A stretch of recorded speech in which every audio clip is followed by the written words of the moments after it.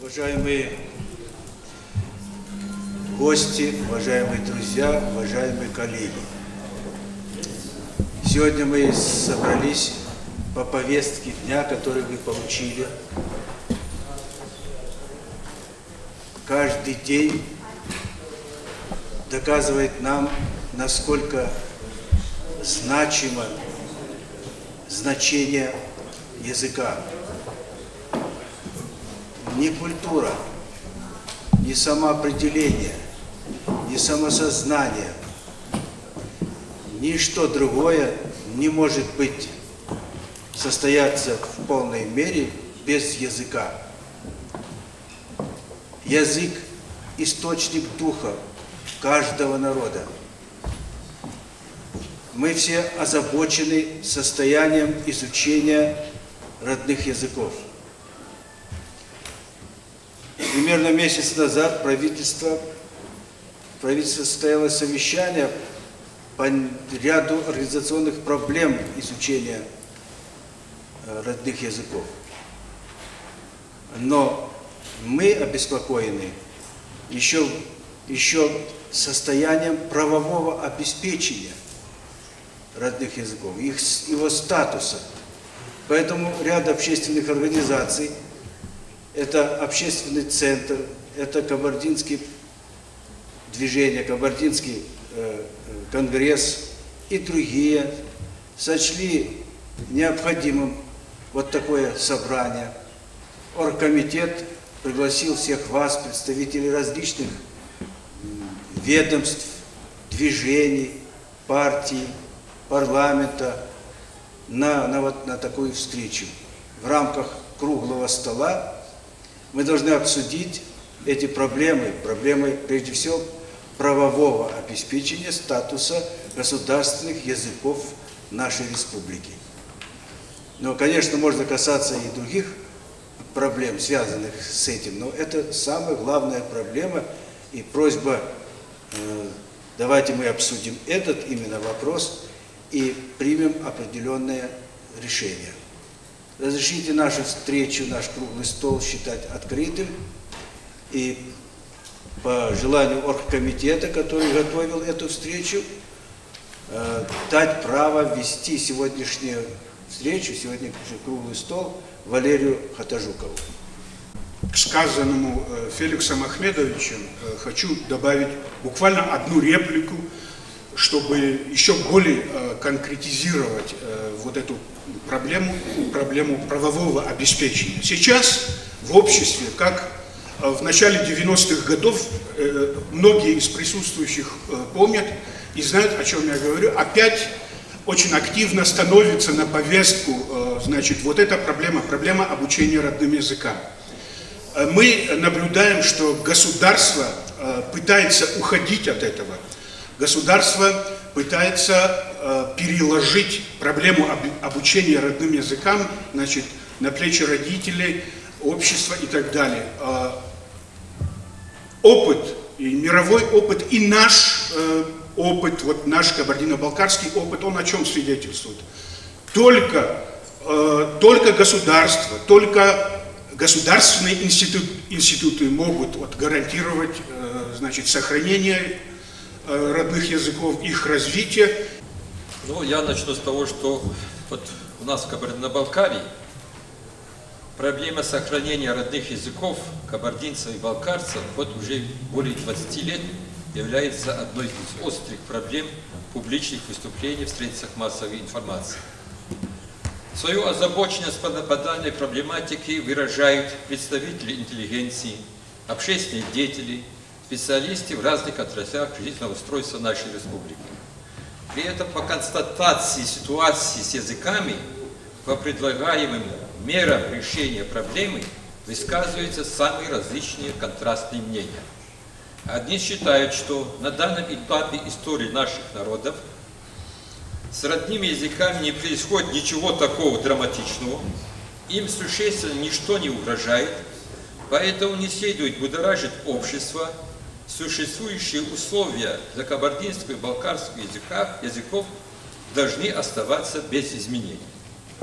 Вторые придерживаются такого мнения, что действительно, этноязычной системе наших народов наблюдаются такие трансформации, результатом которых является системное снижение роли родных языков в государственной, деловой и общественной жизни нашей республики. Но они утверждают, что подобный процесс является результатом современной всеобщей всемирной глобализации, стремящейся все подчинить единому стандарту. Это объективный процесс, и бесполезно с этим процессом бороться. Вот это мнение, вот этот взгляд, он частенько вообще прослеживается в средствах массовой информации. Даже на последнем совещании, которое было в правительстве, было вот такое мнение озвучено, что образование, работа в республике должны быть в формате светском, а воспитание национальное. Ну, такая философия тоже существует. По их мнению, языковые признаки таких малых народов, как кабардинский и балкарский, не будут иметь места в историческом будущем человечества.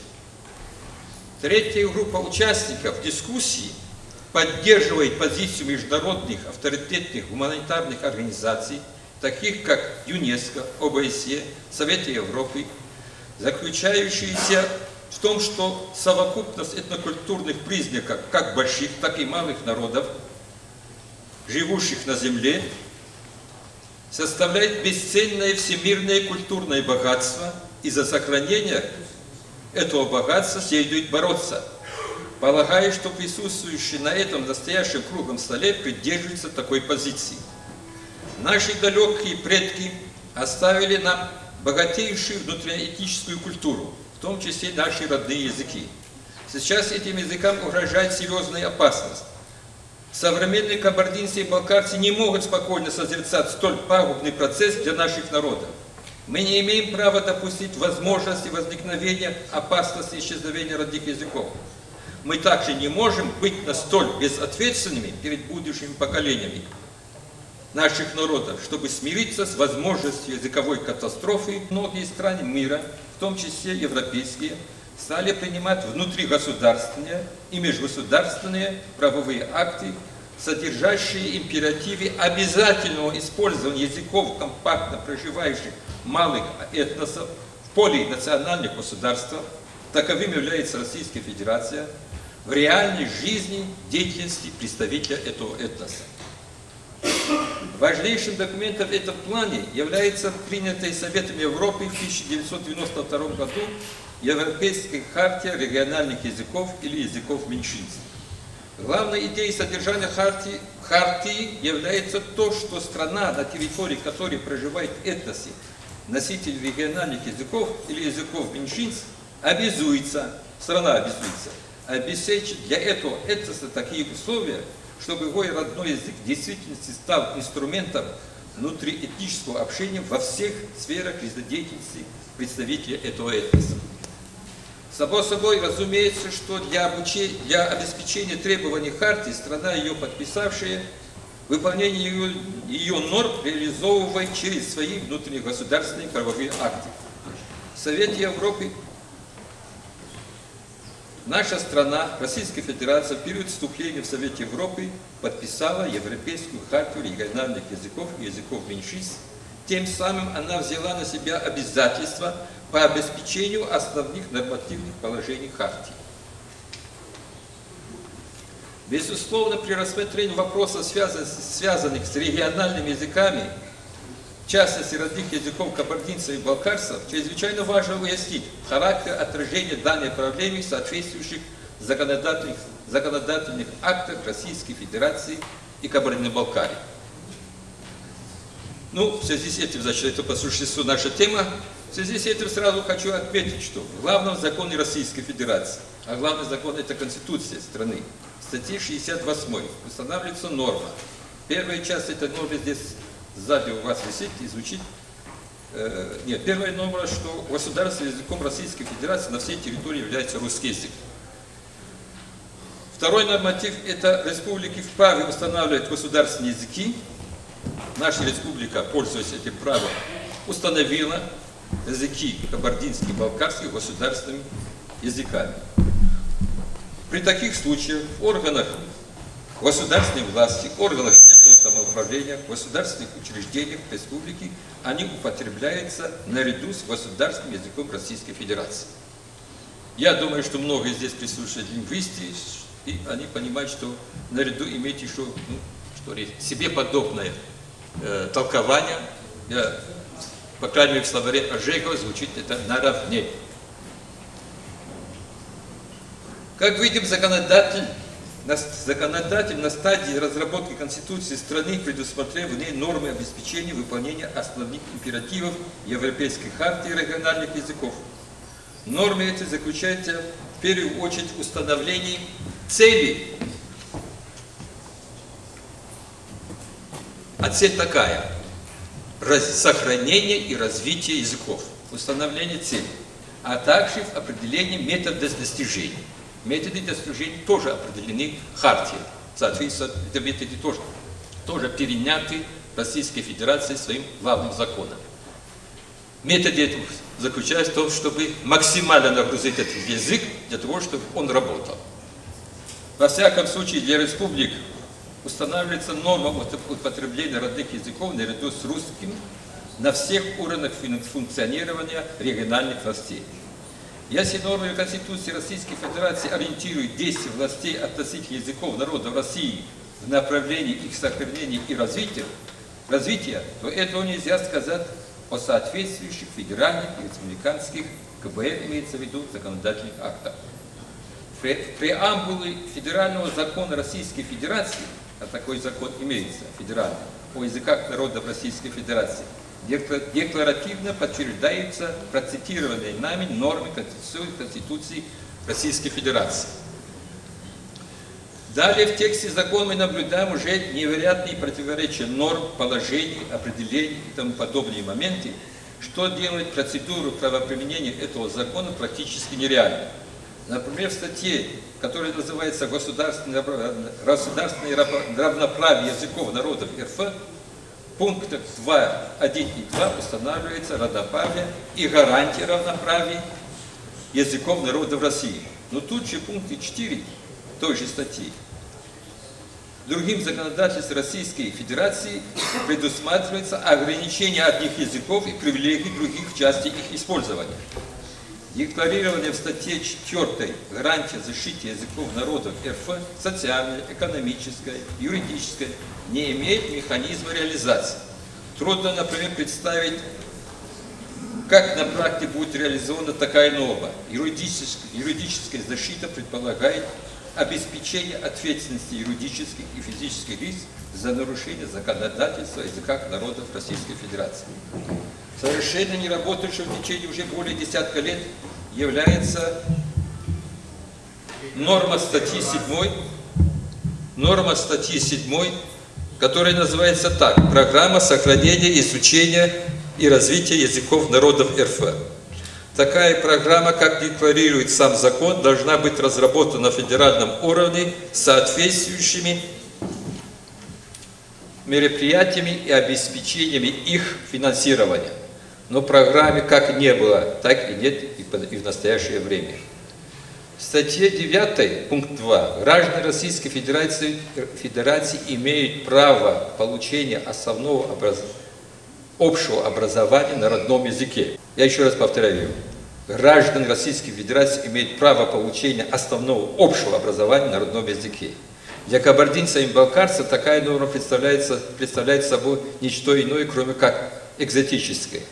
Правда, иллюзии насчет права на получение основного общего образования на родном языке рассеивается нормами пункта 4 той же статьи, где говорится, что язык, на котором ведется обучение в образовательном учреждении, определяется учредителем образовательного учреждения.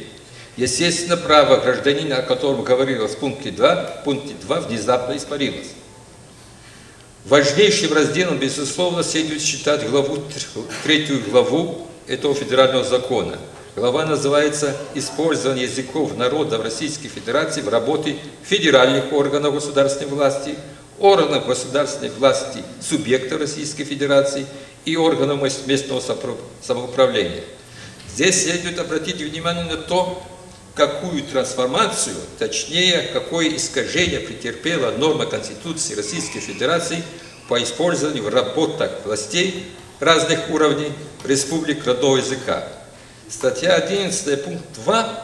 В органах государственной власти, ну, в этом пункте так говорится, в органах государственной власти, органах местного самоуправления, в государственных учреждениях республик наряду с государственным языком Российской Федерации могут употребляться государственные языки республики. Вот я хочу, чтобы вы так задумались, сравнили, что изменилось. Вот здесь написано, что употребляются, а здесь написано, могут употребляться. Напомню, что в Конституции есть норма «употребляется». Чувствуете разницу? Норма действительно одним росчерком пера из прямого действия перешла в вариативный. Могут употребляться, но могут и не употребляться. Таких моментов в законодательстве имеется еще немало. Так или иначе, социальный вопрос очевидно. Федеральный закон о языках народов Российской Федерации своим содержанием сводит к минимуму основной принцип международных правовых актов о сохранении региональных языков, а также важнейшего императива Конституции Российской Федерации по данной проблеме. Мы не думаем, что законодатель по языкам народов Российской Федерации не знал, что он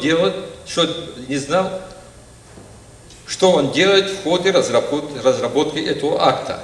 Скорее он руководствовался, я лично убежден в этом, другой идеологией, а именно сделать правоприменение российского законодательства по языкам народов Российской Федерации практически затруднительным. Кабардино-Балкарская республика в соответствии с ее основным законодательным актом, это Конституция республики, государственными языками являются кабардинский, балкарский и русский. Ну, я тут выскажу тоже свое мнение о том, что русский язык государственный по всей территории Российской Федерации, думаю, что не нуждается в помощи или поддержке, ну, отдельно взятой территории Кабардино-Балкарии, чтобы еще раз сказать, что этот язык на государственном уровне действует здесь. Это мое мнение. В Конституции КБР также предусмотрена норма. Государственные языки КБР используются на равных правах в органах государственной власти, органах местного самоуправления, государственных учреждениях республики. В республиканском законе о языках народов вышеприведенные нормы Конституции республики изложены уже в урезанной редакции. Из сферы использования коренных государственных языков исключены почему-то государственные учреждения. Таким образом, в системе законодательства о языках народов Российской Федерации, применительно к нашей республике, Кабардино-Балкарии, выстраивается некая правовая коллизия. Ну, если его повторить, значит, тут будет эта коллизия заключаться в следующем. В соответствии с Конституцией, родные языки во всех органах, структурных органах республики употребляются наравне главным государственным языком, то есть русским языком. А вот в федеральном законе имеет норму могут употребляться, но могут и не употребляться. Конституция КБР тоже подтверждает вот норму Российской Федерации, здесь коллизии нет. А вот в законе о языках народов КБР законодатель исключил из сферы использования коренных государственных языков государственные учреждения. Это не мелочь, потому что субъектов государственных структур государственные учреждения составляют достаточно весомую долю. А как поступили чиновники вот с этими коллизиями, которые обязаны обеспечить выполнение всей правовой системы законодательства Российской Федерации по родным языкам на территории КБР? Поступили они очень просто. Они стали руководствоваться формально не прописанной, но фактически действующей в нарушении Конституции РФ нормой федерального закона, которая звучит так: могут и не употребляться. И в результате круг замкнулся. Ни на каких уровнях функционирования органов власти КБР родные языки наши не используется, не употребляется ни наряду, ни на равных правах с русским языком. Соответственно, их статус в государстве не является ничем иным, как формальным. Ни на каких заседаниях государственных органов, правительства, парламента, министерств, ведомств, органов местного самоуправления мы не обнаруживаем даже прецедента использования коренных языков нашей республики. Закон о языках народов КБР содержится чрезвычайно важный для сохранения национальных языков императив. Кабардино-Балкарская республика обеспечивает реализацию права на обучение на языках народов Кабардино-Балкарии в общеобразовательных, начальных, средних, высших учебных заведениях. Но тут же рядом, пунктом 4 той же статьи ставится под сомнение возможность реализации вышеупомянутой нормы, потому что там говорится в этом пункте 4. Язык, на котором ведется обучение в образовательном учреждении, определяется опять учредителем. Оба взаимоисключающие нормы, это пункт 2 и 4 статьи 7, в республиканском законе заимствованы из соответствующего федерального закона. А какими нормами руководствуются учредители школьных и других учебных учреждений, определяя на всей территории Кабардино-Балкарии один единственный язык, начиная с первого класса, никому не известно. В Кабардино-Балкарии уже более 20 лет ведется дискуссия о возрождении процесса обучения по всем предметам в начальных общеобразовательных учреждениях. Но двусмысленное федеральное и республиканское законодательство о языках народов КБР, а также полное отсутствие в республике ответственных мер за необеспечение правоприменительной практики соответствующего законодательства позволяет чиновникам разных уровней власти без всяких неприятных последствий для себя продавливать процесс обучения на родных языках через такую щель, на выходе которой молодые кабардинцы и балкарцы сколь-нибудь жизненно важные объемы знаний на родных языках не получают. Вторым исключительно важным компонентом образовательного процесса, это если уже специалисты стоят, и все, конечно, подтвердят это, является обучение для тех коренных народов родному языку.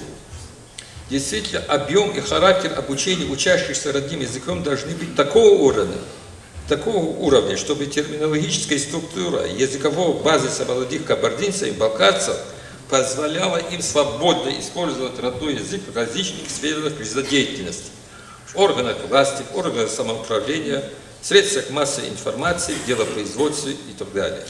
Вот в статье 8 закона Кабардино-Балкарии имеется такая норма. Сегодня об этом говорил Владимир. Обучение детей родному языку является долгом родителей. Я долго думал, что как толковать, вообще-то говоря, в жизни это норма. И далее есть пункт 4. Преподавание языков народов КБР осуществляется в соответствии с законодательством КБР. Согласитесь, что вот то, что сказано, очень мало для того, чтобы установить ответственность органов власти республики для организации обучения родным языкам на требуемом в настоящее время уровне. Для социально-экономической и юридической защиты в законе о языках народов КБР, кроме декларирования необходимости защиты языков, никаких практических мер не предусматривается. Статья 4 этого закона содержит обширную методологию по разработке и финансированию государственной программы сохранения, изучения и развития языков народа. Но проблема заключается в том, что закон уже действует более 15 лет, а программы как не было, так и нет и по настоящее время. В заключительной части этого закона включена такая особая статья. Она гласит следующим образом. Звучит. Действия юридических и физических лиц, нарушающих законодательство о языках народа Кабардино-Балкарской республики, влекут за собой ответственность и обжалуются судебным административным порядком в соответствии с законодательством. Для нас в этой норме важно то, что законодатель попытался установить некую ответственность за несоблюдение норм закона. Мы полагаем, что Цель в этом деле ни в коей мере не достигнута. Анализ текстового материала закона показывает, что определение субъектов и объектов основных императивов изложены столь расплывчато, типа имеют право, разрабатываются программы, создают условия, что реализация правоприменительной практики закона становится затруднительной, что и случилось на практике. Изложенное показывает, что современное состояние кабардинского и балкарского языков, без сомнения, следует считать исключительно проблемным. Если ситуация с родными языками радикально не изменится, то в том, что примерно через 40-50 лет они окажутся в ситуации исчезающих языков, сомневаться не приходится. В сжатой форме проблемные вопросы кабардинского и балкарского языка в современной Кабардино-Балкарии сводятся к следующему. Кабардинские и балкарские языки в нарушении Конституции Российской Федерации, соответствующего законодательства республики, не стали на равных условиях с русским языком работы государственных органов, органов местного самоуправления, государственных учреждений. Действующая в КБР образовательная система, начиная с дошкольных детских учреждений, кончая высшими учебными заведениями, не обеспечивает получение учащимся необходимого объема и структуры знаний на родном языке для комфортного пользования ими впоследствии во всех сферах жизнедеятельности. Родные языки перестали соответствовать своему основному предназначению с момента их возникновения, способу общения со своими соплеменниками в любых жизненных ситуациях. В системе работы высших государственных органов власти не прослеживается озабоченность неудовлетворительным состоянием родных языков, наличием опасности, угрозы их исчезновения в недалеком историческом будущем. Отсутствуют прецеденты рассмотрения, сохранения и развития родных языков с позиции принятия важных решений по данной проблематике на уровне главы республики, республиканского правительства, парламента и других властей. Поскольку мы уже установили о том, что республиканский закон о государственных языках абсолютно не работает, это просто написанный на бумаге документ, а без этого документа реализовать, быть статусом государственным кабардинским языком и кабардинским балкарским языком практически невозможно. Поэтому, по моему мнению, следует оперативно разработать и принять закон о языках народов Кабардино-Балкарии в новой редакции. Я не буду сейчас останавливаться на моменте, который следует включить в этой измененной редакции. Некоторые вещи, о некоторых вещах я уже говорил, но я думаю, что это работа специальной комиссии, которая, учитывая вот то, что сейчас сегодня такая ситуация, эта комиссия должна быть профессиональной. Эту комиссию, кроме специалистов в области языкознания, преподавания, педагогики, должны быть включены обязательно и такие специалисты, как юристы, которые, в общем-то говоря, не общего характера, а юристы, которые знают систему, так сказать, конструирования законодательных актов. И второе, что нужно необходимо учитывать в этом законодательном акте, в Российской Федерации имеется достаточно большое количество союзных республик, схожих с нашей Кабардино-Балкарией. Состояние языков родных в этих республиках, соответственно, тоже разное, но есть республики, которые в этом вопросе имеют серьезные подвижки. Необходимо их опыт использовать в создании этого законодательства. Если мы с вами говорим, что практическая, социально-политическая, производственная деятельность народа – это является основой языка, и, если хотите сказать, зеркалом языка, обобщением языка. Можем ли мы надеяться на эти объективные обстоятельства, что языки наши будут развиваться благодаря производственной, культурной, практической, политической деятельности? Выясняется, что как раз, что эти обстоятельства объективные, они мало способствуют или почти не способствуют развитию, сохранению языка. Даже не способствуют сохранению языка те большие законы, о которых только что очень обстоятельно говорил докладчик. Законы существуют, права даются, но почему-то эти законы и эти права не оказывают никакого влияния на функционирование наших родных языков. Я хочу сказать, что здесь, видимо, очень много субъективных моментов, субъективных факторов, от которых зависит, то есть сохранение родных языков. И наше мастерство, умение говорить на этом языке, пользоваться так, чтобы многие другие могли бы брать пример, учиться. Я хочу просто спросить и у вас, и у себя, а что же все-таки влияет знанию языка? Словарный запас, опыт, скажем, если это говорит взрослый человек, или даже учитель школы.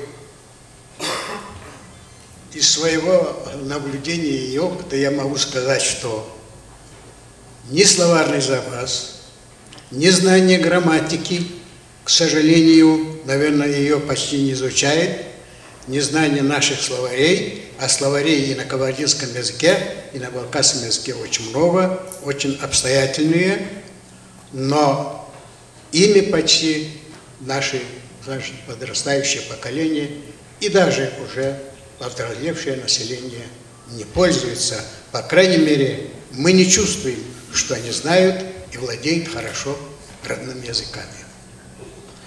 Конечно, в основе знания языка это прежде всего знание, да, само знание, я повторяю, знание, культура, подготовка человека. И я имею в виду не только знание, скажем, своего родного языка, своей родной культуры, но общая подготовка человека, общая культура, скажем, знание и русского языка, потому что и знание русского языка нам не мешает, знание русской культуры также не мешает. Но мы должны заботиться, прежде всего, что подрастающее поколение и более взрослые были бы подготовлены, имели бы свою определенную культуру и могли бы, исходя из этой культуры, говорить, беседовать. Я мог бы привести много примеров, но не стану занимать вас время. Однажды я по телевидению слушал передачу, вернее, интервью женщины, которая говорила, что я преподаю родной язык и родную литературу. Да, 50 лет. А после этого был небольшой разговор, потому что мне пришлось говорить с телевизионщиками. И эта женщина, хвастаясь, что 50 лет преподает родной язык, говорит: чужой ребенка трогать нельзя. Или каждая семья, да, менее представителем есть. Есть слова, я говорю сейчас о балкарской речи, о балкарском языке, слова, которые свободно ходят между некоторыми, скажем, представителями интеллигенции. Например, почему надо писать и говорить политика, когда есть слово саясат? Ну и так далее. Я просто хочу сказать, что от нас зависит очень много. Это субъективные моменты. Мы сами, несмотря на то, что существуют законы, права, они, оказывается, плохо действуют. Если мы сами не будем заботиться о сохранении своей национальной культуры, об умножении нашей культуры, а культура – это основа языка и умение вести речь, говорить, вести диалог. В связи с этим просто я хочу подчеркнуть вот некоторые такие моменты. Допустим, имеем ли мы право с вами говорить о том, как одевается молодое поколение? Многие говорят, что мы не имеем такого права. Я не говорю, что надо возвращаться к историческому прошлому, скажем, 20-30 лет тому назад. Всему есть мера, о мере которой уже писали здесь, даже книга есть. Но согласно, исходя из этой меры, можно же с уважением относиться к своим традициям, к своей культуре, к старшему поколению и вообще к своему Отечеству. Ведь это выражение любви к своему Отечеству, той земле, где мы с вами живем. Наверное, это тоже один из субъективных факторов. Если родители не обращают никакого внимания, как их, скажем, девочка 12-15 лет выходит, в чем выходит на улицу? И по улице идешь и смотришь, не узнаешь, это кабардинка, балкарка или еще откуда-то она пришла. Ведь одежда – это не просто тело покрывает, одежда – это проявление уважения к своим традициям, старшему поколению и вообще к людям окружающим. Это родители, наверное, должны были объяснять и сами думать об этом. Почему я об этом говорю? Потому что множество таких факторов, которые оказывают влияние на сохранение, на знание, скажем, языка и умение пользоваться этим языком. Если мы или подрастающий ребенок любит свое отечество, свои национальные традиции, уважает старших, то непременно такой ребенок будет учиться, стремиться говорить хорошо и красиво на родном языке. Я, по крайней мере, думаю так. В связи с этим я бы хотел подчеркнуть, не отнимая у вас много времени, что я все-таки несколько предложений хотел внести. Первое. Скажем, вот образование. Образование. Ведь права имеются, права существуют, а преподавание родных языков и родной литературы сокращается. Почему? От чего это происходит? Почему, скажем, в Пятгорье закрыли, скажем, отделение родных языков, если эти права действуют?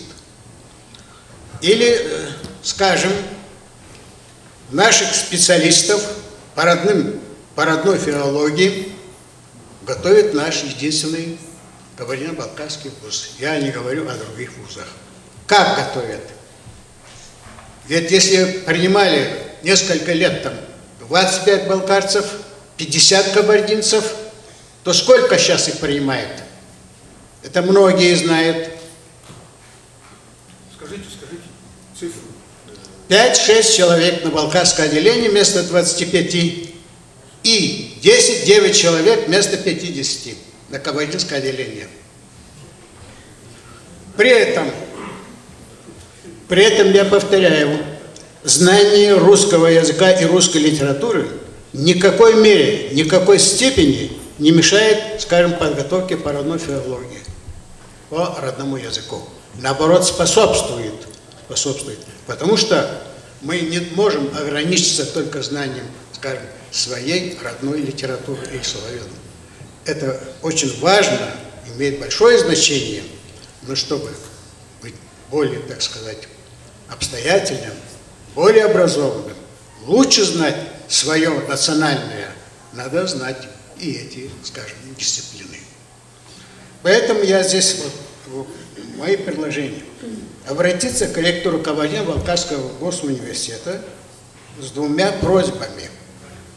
Вот. Контролировать, расширить, улучшить прием на национальные отделения. Как это сделает ректор? Это, наверное, знает. С другой стороны, наше телевидение, я говорю только на балкарском, что идет на балкарском языке, не надо на телевидении принимать людей, чтобы обеспечить их работой. а надо принимать тех, которые хорошо говорят, хорошо знают национальную культуру, которые хорошо могут вести диалог, ставить какие-то проблемы. А некоторые телеведущие просто не знают, о чем говорить и что спрашивать, потому что не знают нашу национальную культуру. И с другой стороны, в частности, телевидение – это народное достояние, а не достояние узкого круга людей, чтобы вертеться, крутиться вокруг определенного количества людей. Если есть какие-то достижения в области языкознания, в области литературы, то это надо делать достоянием народа, а не вертеться вокруг определенного круга людей. Есть передачи на балкарском языке, которые плохо, негативно оказывают влияние на подрастающее поколение. Их путают со знанием языка, со знанием литературы. Надо это, видимо, контролировать, хотя пусть будет субъективно. И с другой стороны, я бы хотел попросить, вот сидит, присутствует здесь заведующий кафедрой литературы народа Северного Кавказа, и я и с предыдущим разговаривал. Представьте, мы готовим филологов по национальным дисциплинам, скажем, филолог по кабардинской, специалист по кабардинской филологии, по балкарской филологии. Но спросите учителей, знают ли они теорию литературы? А ведь если мы преподавали теорию литературы, писали учебники по теории литературы на родных языках, то мы бы в какой-то степени расширили возможности родных языков. От чего?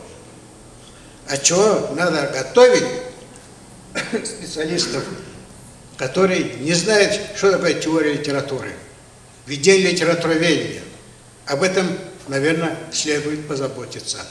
Вот такие субъективные факторы, которые зависят, многое зависит от нас, мешает, скажем, реализоваться тем законам, которые приняты. Если мы сами не будем хранить и охранять наших родных языков, нашей национальной культуры, то сверху никто этого делать не будет. Более того, сейчас дают якобы права, а издаются такие законы, которые грешат против образования, системы образования, мешают вести. Почему нам, скажем, представителям своих национальных культур непременно надо слепо следовать за теми, скажем, тезисами, которые нам сюда присылают? Ведь можно и самостоятельно решать их, исходя из интересов своей нации, своего народа. Вы долгие годы проработали в университете и изнутри хорошо знаете, значит, эту структуру. Вы сейчас вот об этом сказали, о том, что количество абитуриентов, принимаемых на кабардинское и балкарское отделение, значит, уменьшилось минимум в 3 раза, я так понимаю. Вот в чем вы видите причины? Ну, вначале было сказано, что якобы сверху из Москвы Министерство образования это не разрешает. Но мне приходилось обращаться в Министерство образования Москвы, и у меня есть документ, бумага, что это разрешается. Потом в соседних республиках было сказано, что в соседних республиках, ну, я имею в виду Северный Кавказ, что у них двухпрофильных отделений нету. Однако везде и всюду эти двухпрофильные работы функционируют. В частности, вот калмыки. Я вам как-то говорил, что там есть русско-калмыцкий язык, немецкий-калмыцкий язык и чисто калмыцкий язык. Прием абитуриентов в КБГУ на отделение кабардинского языка и литературы не 5-6 человек. Если вы знаете, научное отделение, давайте вот так скажем, кабардинское, в этом году принимает через 13 человек. Вот этот вопрос, вот очень сложно с приемом. мы готовы даже принимать, как раньше, 50 человек. Но и будет ли это востребовано? Вот в чем вопрос. Мы об этом потом поговорим. Еще о теории литературы. Как вы знаете, теория литературы – это часть литературы жизни. Понимаете, как история литературы, теория литературы, литературная критика. Это как федеральная у нас дисциплина, изучается во всех курсах. К сожалению, читаются на русском языке.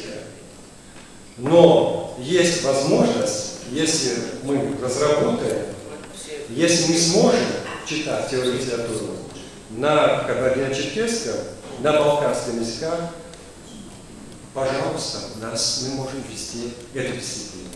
Спасибо. Спокойно на русско-кабардинское отделение принимали, я участник этих экзаменов до ЕГЭ. И всегда на одно место 5-6 человек.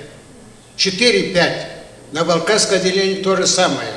Сейчас на балканское отделение идет 5 человек, а, скажем, сокращенная программа тоже 5. Ну, получается 10. Я согласен. Но я совершенно недавно разговаривал, позавчера буквально, с Таувом, как дела с конкурсом на кабардинское отделение. Он сказал, людей не хватает. Почему не хватает? Да, востребованность, наверное, на кабардинском и специалистов по кабардинскому языку и балканскому языку меньше, чем раньше. Но если будет двухпрофильное отделение, русско-кабардинское отделение и русско-балканское отделение, эта востребованность восстановится. И это необходимо. Это необходимо. С другой стороны, насчет теории литературы. Ну, как же мы, кабардинская филология, специалисты по кабардинской литературе, языку, специалисты по балканской литературе, совершенно не знаем на родном языке теорию. Мы обязаны знать просто. И это, Хамиша, не первый год я говорю. Я еще при Цепиново говорил. И до Цепинова я говорил это. И писал. Это теория литературы необходима, чтобы улучшить качество подготовки специалистов по родным языкам и литературе, и еще для того, чтобы усилить или, может, улучшить качество родных языков. Вот здесь у нас в зале учителя родных языков. У них ставки не хватает, чтобы они работали учителями родных языков. Понимаете? Они уже несколько лет, уже сколько лет, не дают квалификации преподавателя русского языка. Только в этом году совмещается, принято решение еще совместить это. Поэтому вопрос был поставлен Талгуровым очень правильно, и очень правильно он сказал. Исправляется дело, ради Бога, надо исправлять, но истинное положение дел такое, что у них ставки нету, они не хотят идти на отделение родных языков. Кстати, в прошлом году университет принял под добровольных началах одного студента на кабардинское отделение. А кто будет потом работать, время когда придет? Некому будет работать. И это нельзя было допускать, вот этого разъединения. Если даже Москва приказала разъединить, нельзя было разъединять. Свою голову прикладывать надо. Из Вылымской школы, сама я преподаю русский язык, но вот какое положение дел. Обычно, вы знаете, если говорить о теории литературы, я вообще русский язык преподаю, но я вижу, как работают балкароведы в нашей школе. Каждый год перед 1 сентябрем нас собирает директор и распределяет часы, как положено в любой простой школе. И вы знаете, нас ставят перед таким фактом. Вы думаете, наверное, что такое плохое положение только у балкароведов и у тех учителей, которые преподают кабардинский язык? У нас тоже с русским языком плохо. В 11 классе, например, у нас только 2 часа русского языка. С нас требуют, чтобы мы детей подготовили к сдаче ЕГЭ. А балкароведы, вы знаете, в прошлом году, в этом году, я не знаю, часы балкарского языка отдали физрукам. Это везде. Да, физрукам. И учитель ОБЖ у нас не страдает, и физкультуры. А русский язык, я почему встала, я защищаю сейчас не только кабардинский, балкарский язык, но и с русским языком, Зейтун Хамидович, от русского языка вы тоже далеко не ушли, я по университету помню, тоже очень плохо. Я не знаю, может быть, нам, вы знаете, вы, наверное, не в курсе, потому что вы заняты своей работой, от школы вы, может быть, я не скажу, что далеки, но как-то нам подсовывает, я не побоюсь этого слова, ту литературу, те учебники, авторами которых являются те, скажем так, ученые, лингвисты, языковеды, которые ни одного урока в жизни не давали. Нам подсовывают учебники, где нет элементарно просто нумерации параграфов. И учителя еще поставили такую ситуацию, вы знаете, я не знаю, я все время, у меня мечта встать, выступить как простой учитель. Нам сказали, у вас есть первая половина дня и вторая половина. Первую половину дня мы даем уроки, вторую половину дня мы должны работать на стимулирующую часть. От чего зависит наша зарплата? Я не знаю, если это в ваших силах, собрать круглый стол, я не знаю, если вы сможете, кто составляет, кто утверждает вот эту тарификацию, то есть часы, кто вот распределяет по предметам, неужели нельзя собрать учителей практиков, чтобы они высказали свое мнение? Потом, нету, конечно же, сейчас ни комсомола, ни пионера. У нас, Зейтун Хамидович, никто не ратует, никто не болеет за родные языки. Ни один человек. Я вот просто, я же говорю, как простой учитель говорю. Нас поставили перед таким фактом, что мы должны подготовить детей к ЕГЭ. Мы больше ни о чем не думаем. О каких родных языках, о каком русском языке может идти речь. Потому что если мои дети сдадут плохо ЕГЭ, потом мою фамилию будут склонять по всем падежам. Так ни о каких языках, ни о каком патриотизме, ни о чем в школах сейчас простых не идет речь. Можно же как-то, я не знаю, на уровне республики это решить. Наверное, Москва не до такой степени 100% навязывает нам свои законы. Можно же как-то процентов на 20 изменить. Мы чуть раньше были связаны со школами, посещали школы, слушали, как ведутся занятия по родному языку, родной литературе. И не только по балкарскому языку литературы, и по кабардинскому языку литературы. В общем-то, у нас немало хороших учителей, но многие учителя, конечно же, плохо владеют. Я не могу сказать, что очень плохо, но не очень удовлетворительно владеют и родным языком, и родной литературой. Для родной литературы просто стать и содержание рассказывать – это одно, а связывать это с теорией литературы, объяснять, чтобы у учеников, скажем, заработала мысль, появились какие-то концепционные отношения, это другое. Я лично не о вас говорю, я, по-моему, конечно, надо проверять, надо посещать школы, нам обсудить. А если кто-то заменяет преподавание родного языка физкультурникам, то это просто малограмотный человек, что поделаешь. Это значит, он плохо относится, скверно относится к родным языкам. Нет, это такая таблица, такая квалификация. Это сетка часов такая, утвержденная, я не знаю, чем. Ну хорошо, наверное, вот комиссия учтет это. Да, конечно, мы все это пишем, мы все это принимаем к сведению, и мы обязательно это учтем в наших решениях. Спасибо вам огромное. Язык является основой всего. Самое ценное, что есть у человека, это родной язык.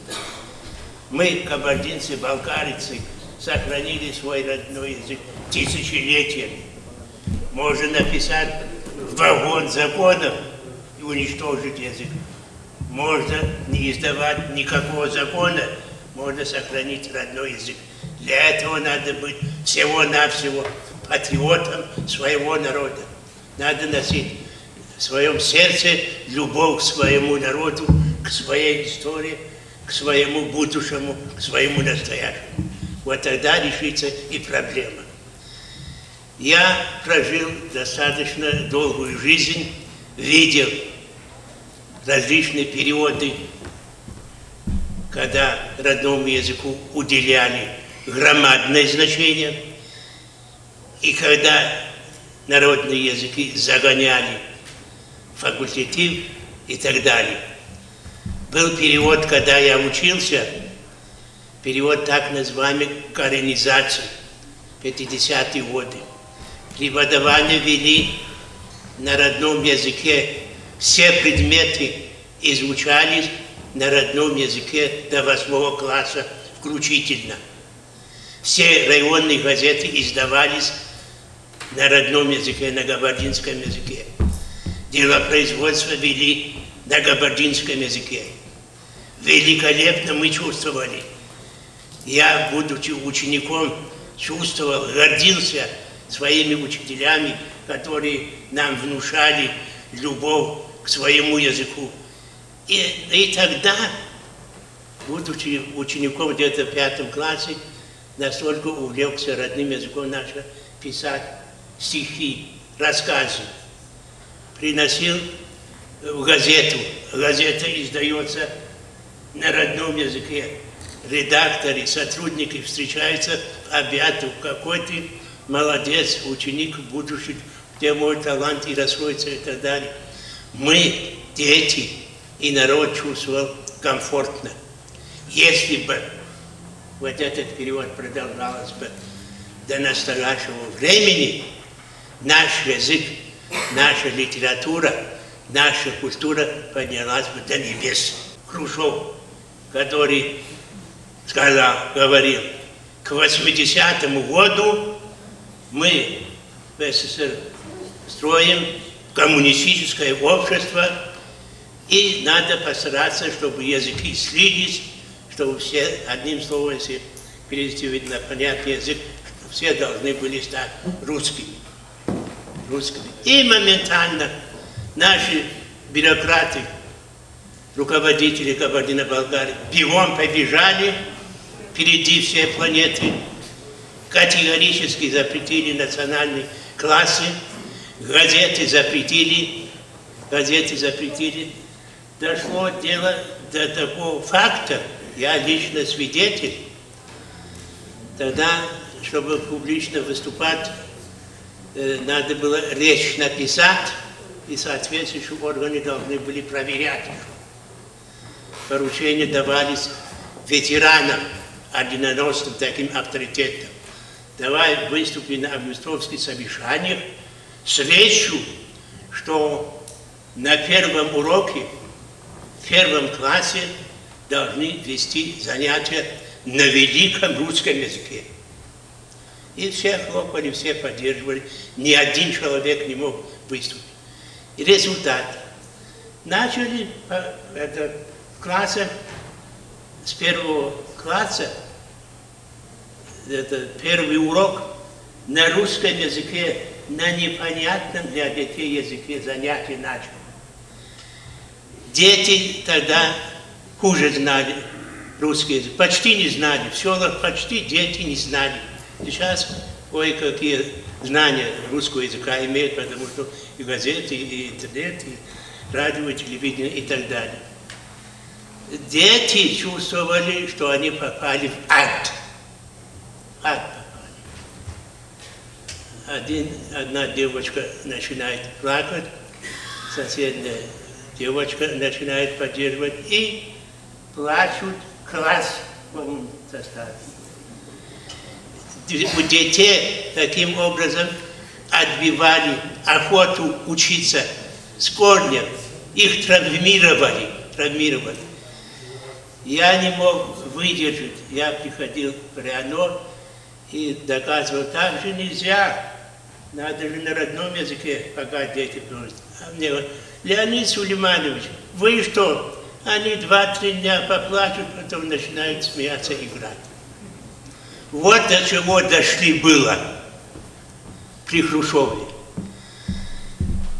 И одним из фактов развала Советского Союза является вот эта политика ассимиляции.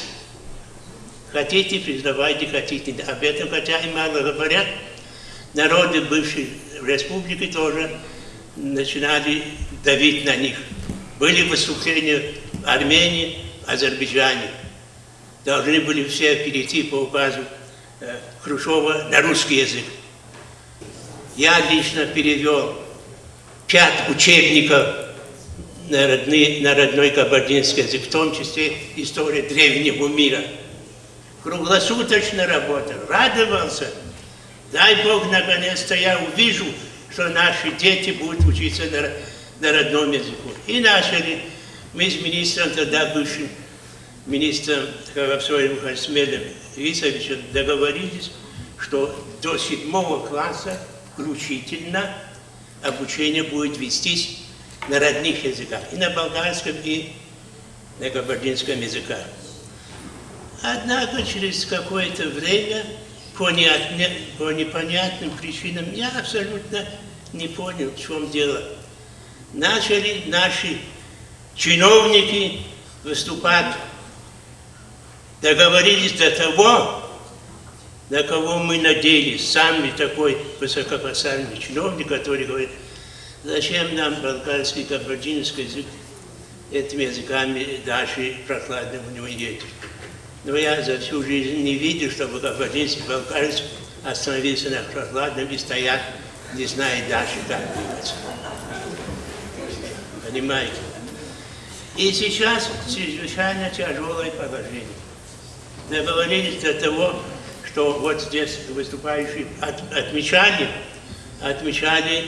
такой факт, что газета парламента Кабардино-Балкарии, Министерство Кабардино-Балкарии, газета Кабардино-Балкарская «Правда» за прошлый месяц, 6 числа, публикует провокационную газету. Статью, да, ошибся. Печатает статью, где призывает прекратить изучение родных языков, если изучать так факультативно. Талгуров тоже говорил относительно сокращения приема на кабардинском отделении. Был мудрый руководитель университета Платстана Владимир. Мы к нему заходили вот с Хатыжоповым, со многими товарищами, заходили и договаривались о том, чтобы увеличить численность приема на отделение кабардинского и болгарского языка, значит, 50 человек и 25 человек. И он лично, Платстанов, руководил и следил. Если набрали 49 человек, он организатором, экзаменатором гонения организовал, требовал. Сейчас уважаемый ректор говорит, не идут на кабардинское отделение, не идут на балкарское отделение. Это неверно. Неверно, что не идут. Тут коммерция играет. На экономический факультет идут, на юридический идут, там конкурс, а на эти отделения конкурса нет. А тогда конкурсы были. Как можно эту проблему решить? Как везде решают по России, как решают везде в мире. Если филолог надо дать образование широкого профиля. Кабардинец, который поступает на кабардинском отделении, он знает кабардинский родной язык, знает русский язык, еще изучал иностранный язык худо-бедно.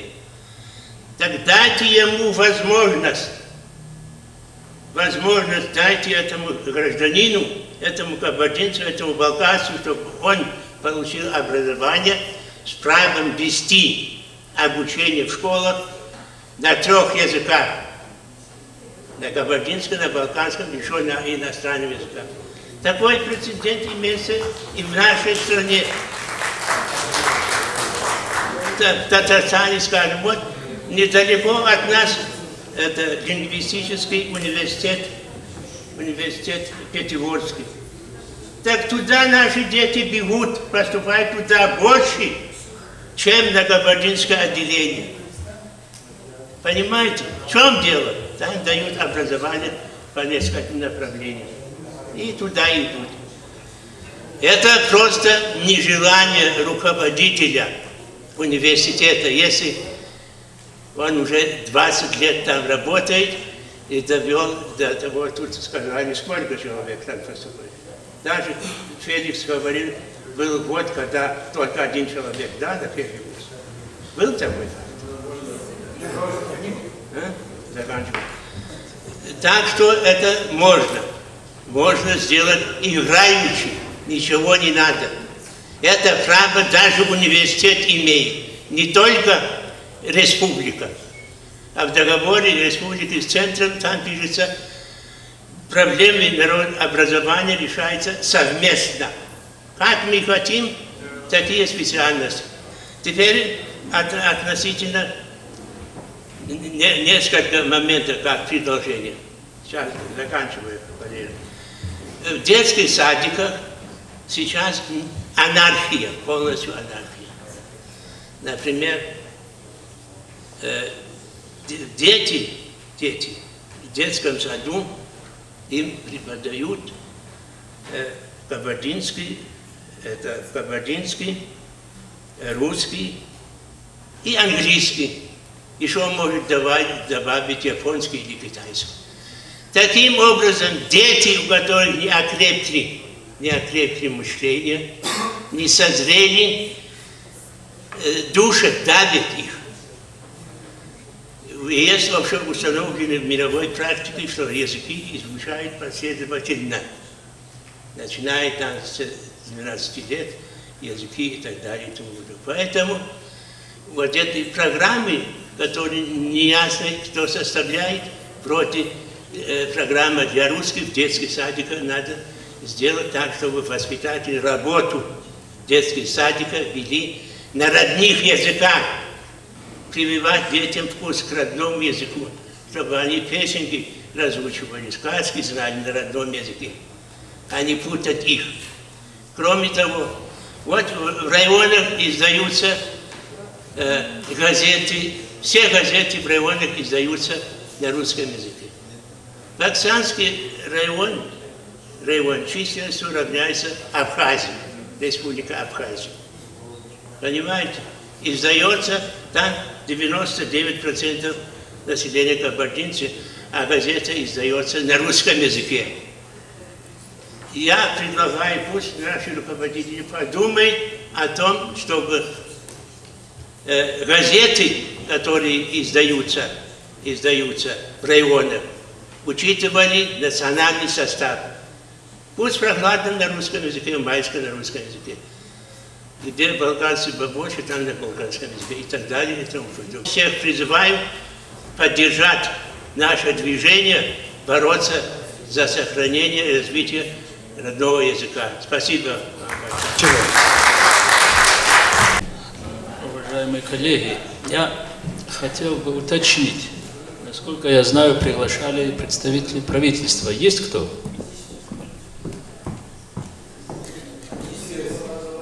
Замминистра. Ну, официальный представитель правительства присутствует на этом заседании? Заместитель министра, да? Образования.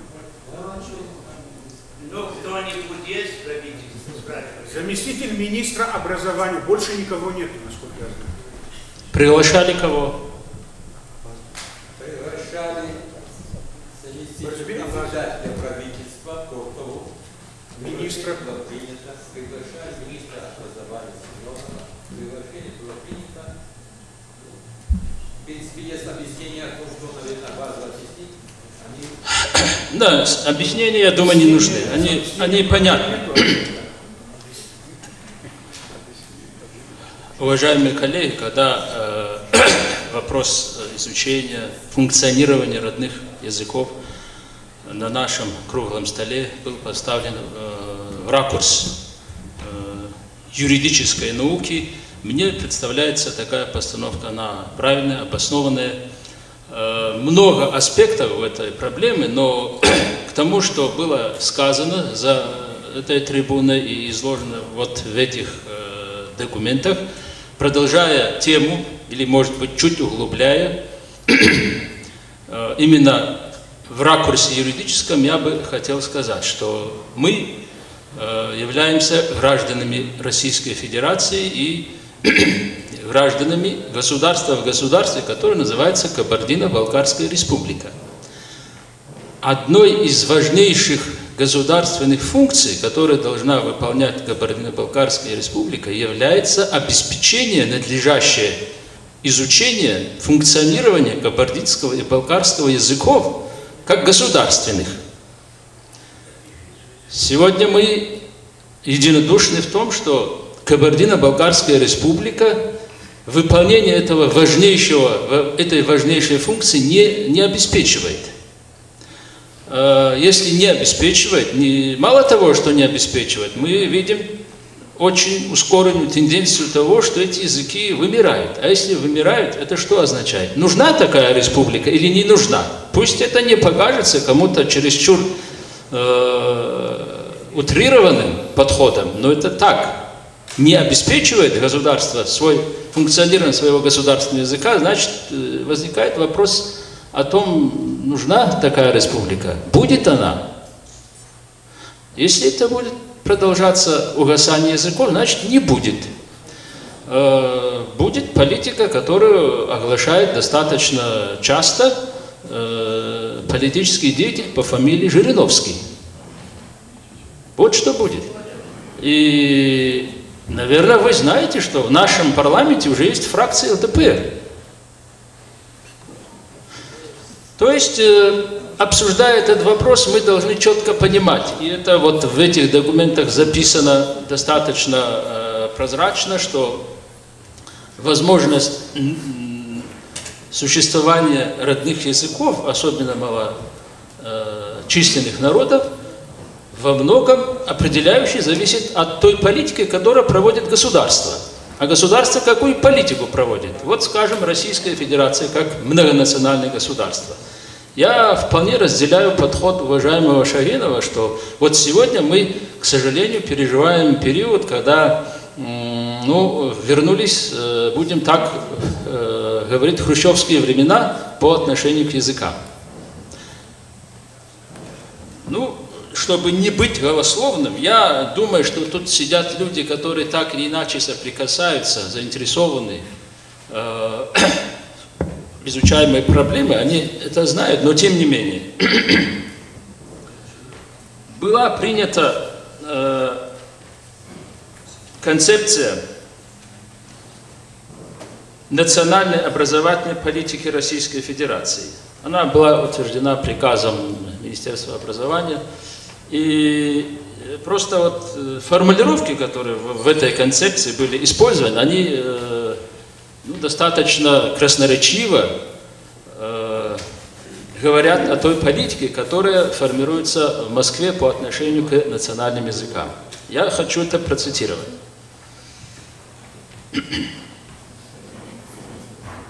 Концепция, обсуждая этот вопрос о национально-региональном компоненте, вы, наверное, знаете, что этот компонент практически уничтожен, что гласит: наряду с положительными результатами, нашедшими отражение прежде всего в увеличении количества языков, функционирующих в системе образования, проявились негативные тенденции.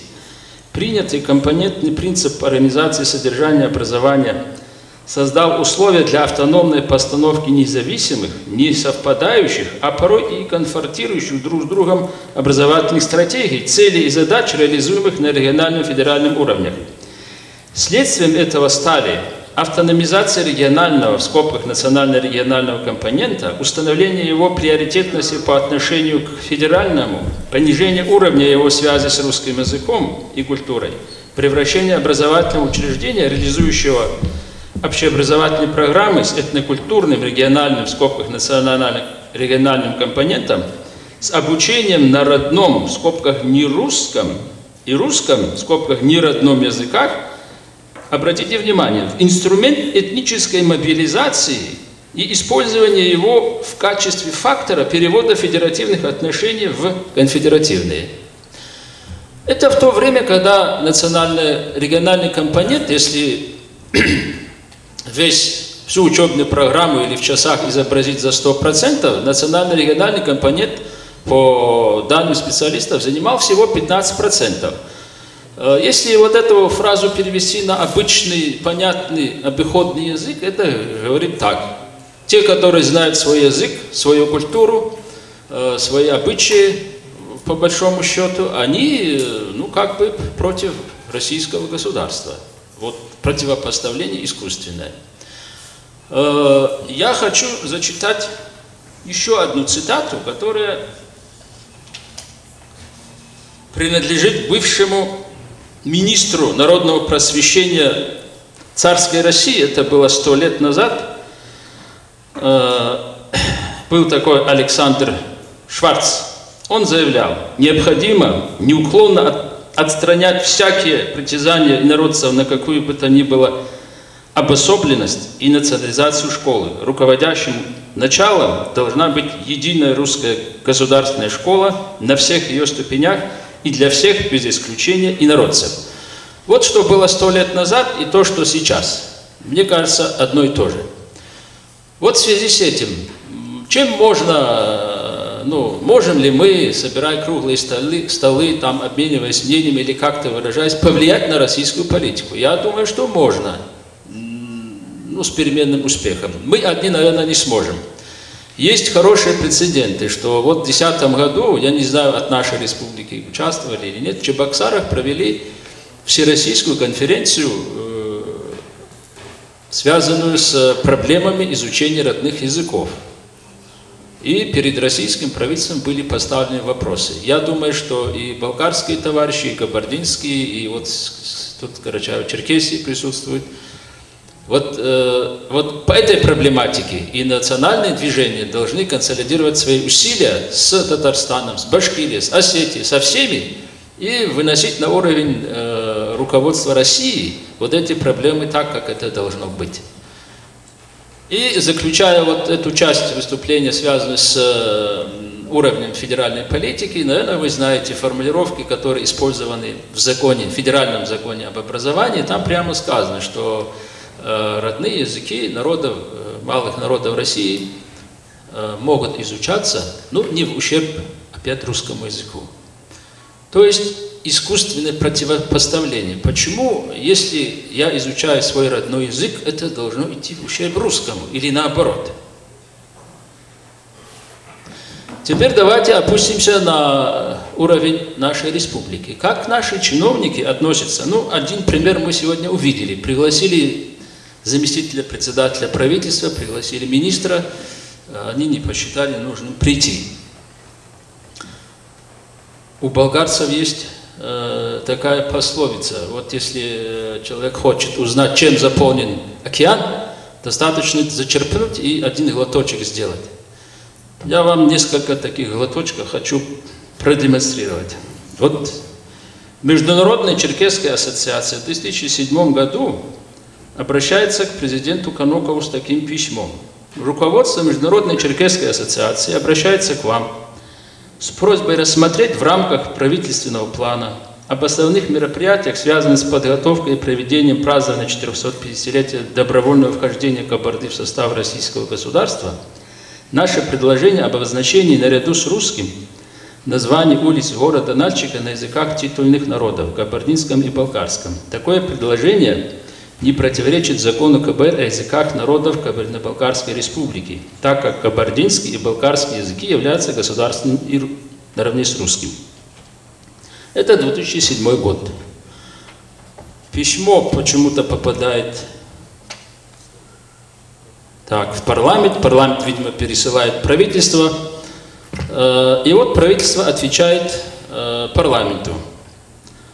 первый заместитель председателя правительства пишет, Тхазаплижев пишет Бишелову: уважаемый Ильяс Борисович, предложение руководства Международной Черкесской ассоциации об обозначении названий основных улиц, городов и населенных пунктов Кабардино-Балкарской республики на государственных языках республики рассмотрено. Сообщаю, что на реализацию указанного предложения необходимы финансовые средства в размере не менее 150 тысяч рублей по каждому муниципальному району и городскому округу Кабардино-Балкарской республики. Указанная сумма не заложена в местные бюджеты на текущий год. Учитывая изложенное, считаю целесообразным перенести решение данного вопроса на 2008 год. Парламент отвечает МЧА: ваше предложение об обозначении названий основных улиц, городов, населенных пунктов КБР на всех государственных языках республики проработано правительством КБР на предмет, обратите внимание на фразу, экономической целесообразности. Направляю вам копию ответа председателя правительства Тхазаплижева. С уважением, Бичел. Разве это не демонстрирует отношение наших руководителей к функционированию языков балкарского и кабардинского? Мне кажется, более чем достаточно. Прошел 2008 год, сегодня, слава богу, 2013 год, а 150 тысяч так и не нашли, и не искали. Так вот, мы, опять-таки возвращаясь к юридической стороне вопроса, мы говорим, что наши народы попадали за длительный исторический период достаточно серьезные ситуации, связанные с тем, что их существование на карте мира было поставлено под вопрос. Это мы называем геноцидом, то есть физическое истребление, уничтожение народа. Я сегодня специально взял юридический большой энциклопедический словарь, посмотрел, что такое геноцид, и наряду с физическим истреблением людей по национальному признаку геноцидом признается, я читаю, создание условий для физического и духовного вырождения групп людей и народов. Если язык, или создаются такие условия, при которых язык умирает, разве это не духовное вырождение народа? Разве это не уничтожение народа? Поэтому мне кажется, что вот такие моменты, связанные с международным правом и юридическая оценка того процесса, который сейчас идет, мне кажется, надо отразить вот в этих документах. Правильно сказал уважаемый Шагенов, что можно написать целый вагон законов, и языки будут умирать. А можно ничего не писать и обеспечить функционирование этих языков. Поэтому, возвращаясь к тому, что вот первый или второй пункт этого наших рекомендаций, положений, говорит, что по сути определяющим фактором функционирования родных языков является проявление политической воли. Наверное, мы не услышим ни от руководителя республики, ни от наших депутатов, ни от нашего правительства, что они не хотят. Вот, насколько я знаю, это в печати было, у председателя правительства состоялось совещание, посвященное проблемам функционирования, изучения родных языков. Это, конечно, хорошо. Но создалось такое впечатление, что вот наши родные языки и проблемы, связанные с этими родными языками, они стоят у правительства, у президента, у парламента, много-много вопросов и проблем. И в одном ряду вот с этими проблемами они и стоят. А если эти проблемы языковые будут стоять в ряду других хозяйственных проблем, там, иных проблем, то мы и не получим того, что мы хотим. Вот у нас в селе говорят там,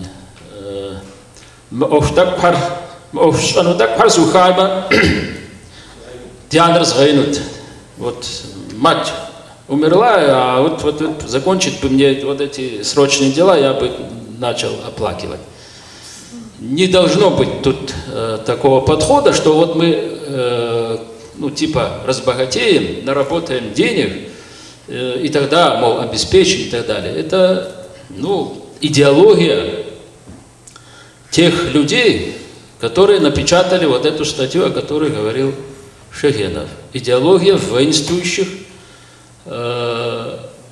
противников родных языков. Если уж сегодня мы говорим о юридической стороне дела, а если не обеспечивается то, что заложено в Конституции, в законах, это уже не шуточки. Это должен стать вопрос о юридической ответственности тех, которые не обеспечивают функционирование государственных языков. И последнее.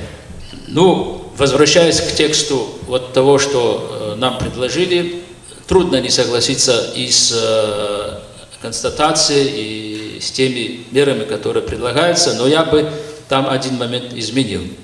4-й пункт, в котором говорится, что надо обсудить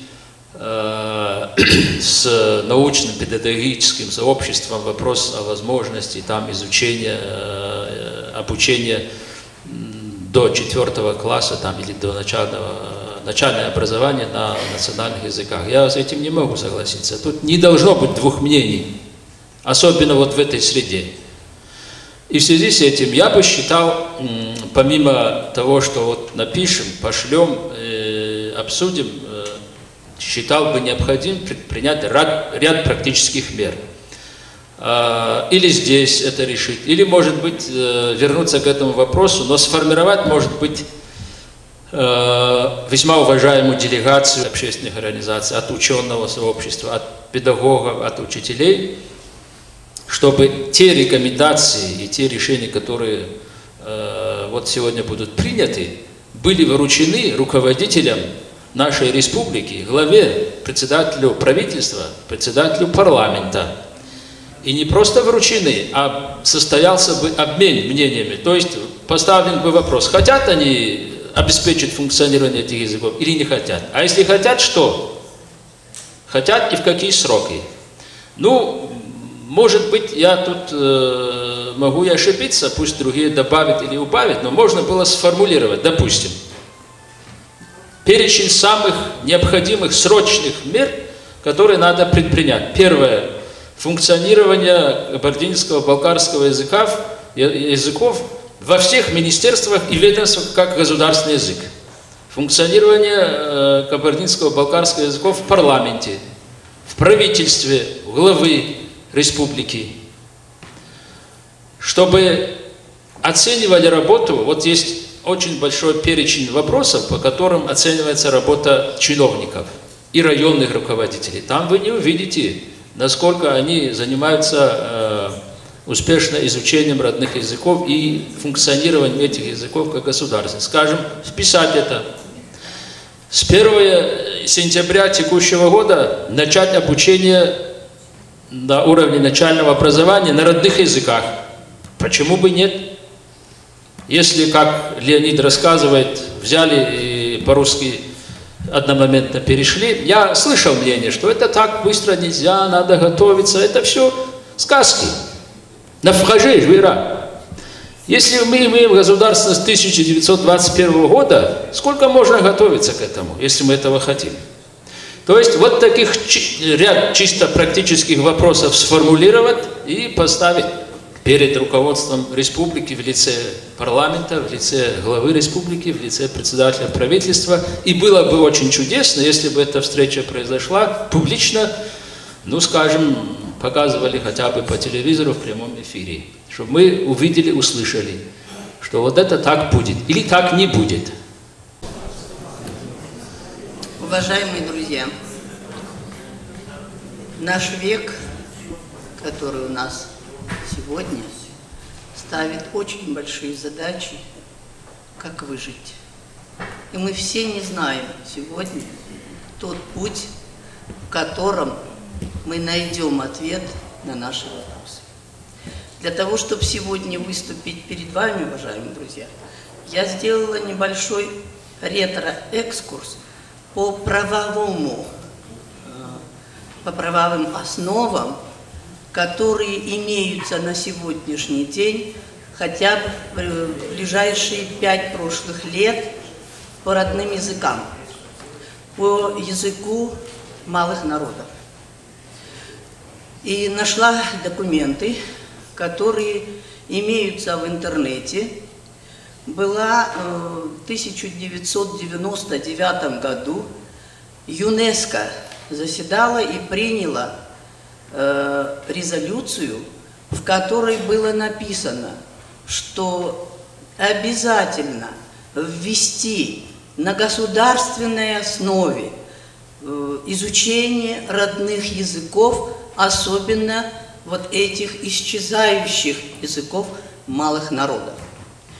Тогда же состоялась конференция в Москве, представителей 186 наций, которые проживают, кстати, там, о том, что эти исчезающие языки, тем более не проживающих у себя в регионах, происходит еще хуже и больше углубляются.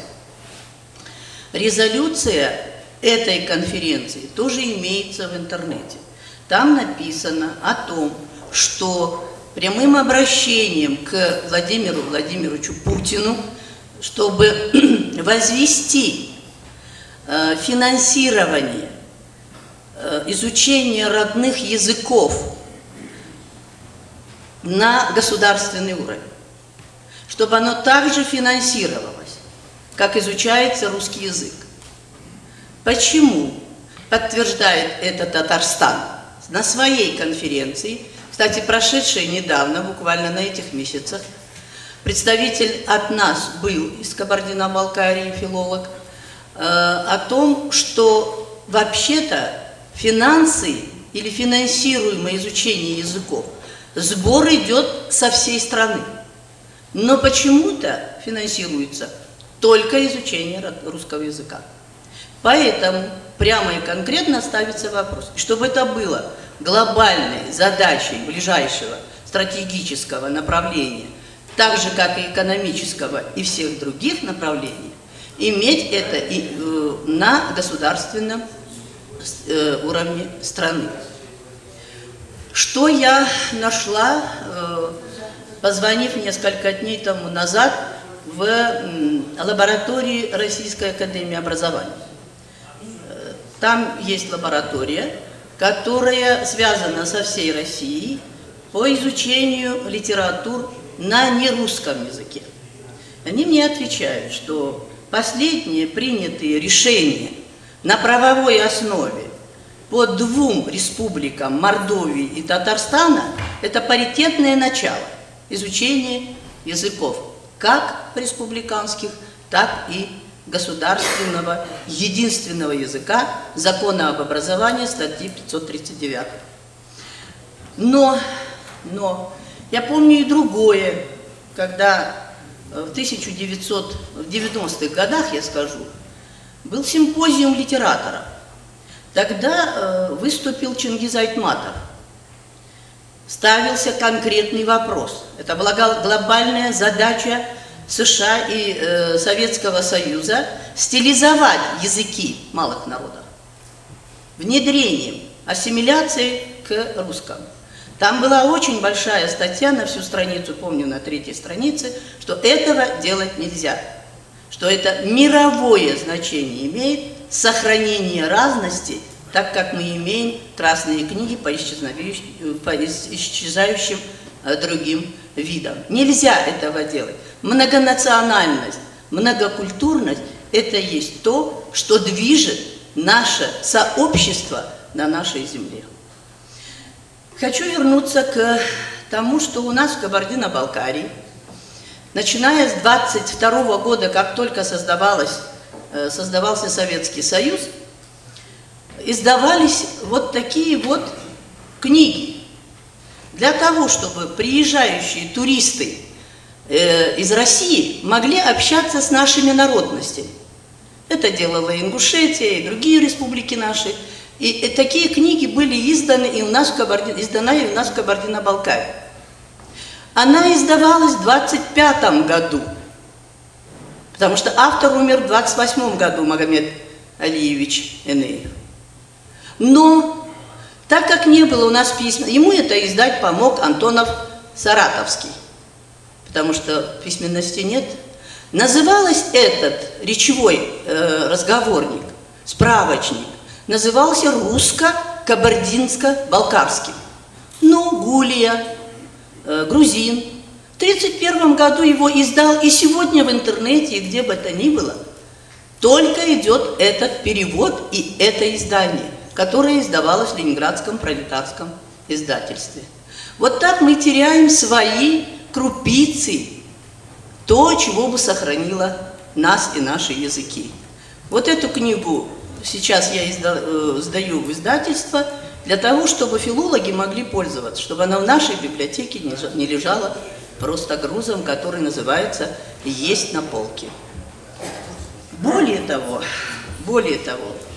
если сегодня мы говорим о том, что вот мы не даем родные языки, или родные языки ведут несоответствующие профессионалы. Проработав 20 лет в образовательном учреждении, которое, кстати, имеет грамоту по преподаванию языков и сохранению ментальности и регионального компонента, этнорегионального, наша гимназия имела грамоту ЮНЕСКО. Мы ничего того не делали, что можно было или нельзя было по каким-то документам. Мы действовали так, как требовала среда педагогического процесса. Если учащиеся на улице бегали, социально незащищенные, общались между собой, и каждый балкарец знал кабардинский язык, и кабардинцы уже знали балкарский язык. Этого запретить невозможно. Но скажу другой пример. Прихожу на урок балкарского языка. Очень ответственный, рекомендованный нам Институтом повышения квалификации, преподаватель, ведет, я просто взяла в рамки одно исследование, одного ученика с 1 по 11 класс. Он был ребенком смешанного брака. Мама была кабардинка, отец был балкарец. За 11 лет ежегодно, принимая и получая заработную плату, этот учитель не научил этого мальчика 10 словам, не было запаса. Выпустился этот ученик, сегодня он студент Московского вуза, но он не знал балкарского языка, а учитель за него получал деньги. Вы понимаете, в чем парадокс? Обвинять кого-то сейчас и говорить о том, что мы теряем язык. Я слушала в Феро Абдулатипова, который с болью в сердце говорит: мне больно, мне горько, что в моей семье не говорят дети мои на моем родном, материнском и, более того, он сказал, молочном языке. Такого выражения в литературе нет. Но он с болью говорил с трибуны Российской Федерации. Вот где боль. И как бы мы сегодня не возвращались к тому, чтобы и правительство, и парламент, и государственные структуры занялись этим вопросом, потому что раз ЮНЕСКО, мировое сообщество об этом говорит, и мы обязаны говорить, и будем говорить, и давайте добиваться все, но не перекладывать это на плечи общественности, который не имеет ни рубля, а только имеет голос свой. Говорить нужно там, где есть финансы. Обучать детей, пусть он даже сегодня не университет, ни другие образовательные учреждения не могут хвастаться тем, что много детей в классах или же где-то на курсах. Демография. Учитель родного языка обучает 3, максимум 5 детей целый год. Слушайте, медведя дрессируя, обучают тому, чего хотят от него. Но наши дети как не знали, так и не знают языка. Почему? Потому что абсолютно института семьи нет. Где он должен начинать свой язык, как уважаемый Абдулатипов говорил? В семье. Если там мама говорит, на материнском языке или молочном языке, ребенок от этого никуда не денется. По научным данным, с 6 до 8 лет можно обучить обезьяну говорить, потому что ребенок очень восприимчив именно в этом возрасте. Да, сейчас начинать в дошкольных учреждениях обязательно нужно. Но есть еще другая сторона этой медали. Принимая детей из всей республики, так как республиканское учреждение, гимназия для малообеспеченных, мы принимали всех детей, привели одного мальчика из балкарского села в 7 класс. Обратите, пожалуйста, внимание. Он не знал ни одного слова по-русски. Мы ему говорим комиссионно, мы все-таки выясняли уровень детей, приходящих к нам из других школ, и там получается, что мы к нему обращаемся, задаем задачу по математике, молчит, разобрать предложение, молчит. Потом до меня доходит. Я ему перевожу на балкарский язык. Он решает задачи с опережением за 8 класс. Понимаете?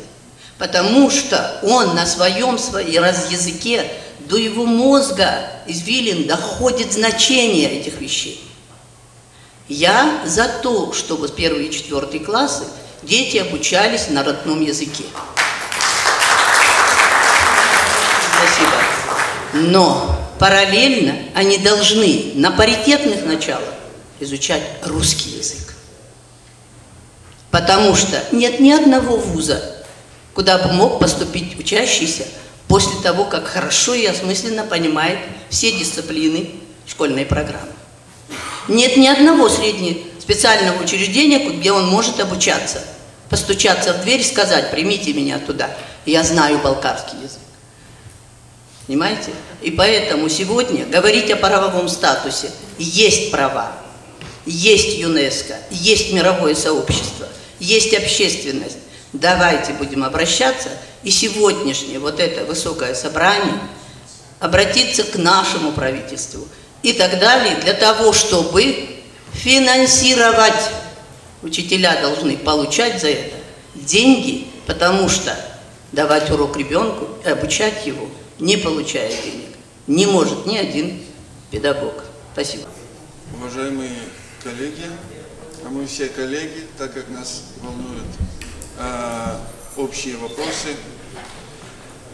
Значит, я без громких слов сразу практический аспект затрону вопроса, который мы сегодня обсуждаем. Но опять-таки, вот эта нашумевшая статья, ну я скажу так, провокационная статья. Почему провокационная? Потому что газета «Кабардино-Балкарская правда», как тут прозвучало, орган правительства, парламента, значит, публикует статью, подписанную псевдоним. Это очевидно, что это псевдоним. То есть, если я главный редактор, я беру статью спорного содержания, я должен выяснить, кто автор, и попросить автора написать свое имя. С другой стороны, если, скажем, газета «Юга» это опубликует, то это вполне вписывается в рамки дискуссии, но мы-то знаем, что «Кабардино-Балкарская правда» – это газета, которая является рупором наших властей. Значит, теперь, что предлагает эта статья? Вот самый главный момент, вредный вообще для общества, для страны и вообще для цивилизации. Потому что родной язык, скажем, кабардинский и балкарский, в Австралии изучать никто не будет. И государство не будет австралийское этим заниматься. Единственное место на земном шаре, где это может быть на государственном уровне, это у нас здесь, на Кавказе, в Кабардино-Балкарии. Так вот, предлагается ввести факультативно. Вот все, кто работает в системе образования, понимают, что в условиях нашей страны сделать предмет факультативным, это значит просто убрать его из учебного плана. Вот реальность такова. На сегодня это именно так. И это предлагают сделать с родными языками. Вот теперь я уберу все рассуждения там о патриотизме, там любовь к родине. Предположим, я ненавижу свой язык, ненавижу свой народ. Предположим. Но в то же время я, скажем, хочу учиться в вузе. Если я хочу учиться в вузе, то вот федеральные государственные образовательные стандарты, по которым сейчас учатся 1, 2, 3 курсы, вот сейчас пойдут, значит, они предполагают компетентностный подход. Действительно, там национально-регионального компонента нет, но зато там предусмотрен компетентностные подходы. Есть такая компетенция, которой не было, такого подхода не было в предыдущих стандартах. Эта компетенция обозначается ОК-13 и формулируется так, что выпускник должен обладать способностью коммуникации в письменной и устной форме на родном языке. И это обязательно для всех студентов, получающих высшее образование, независимо от специальности. Если в вуз приходит человек, не имея какую-то базу, он просто не сможет в вузе освоить эту компетенцию.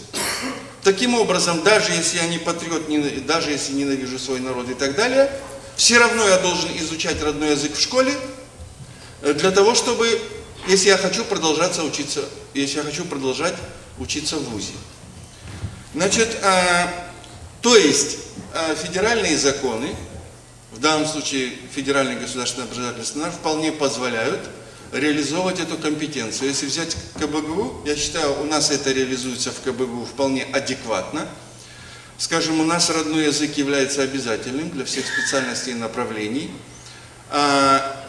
Изучается в течение 2 семестров, вот, на 1 курсе.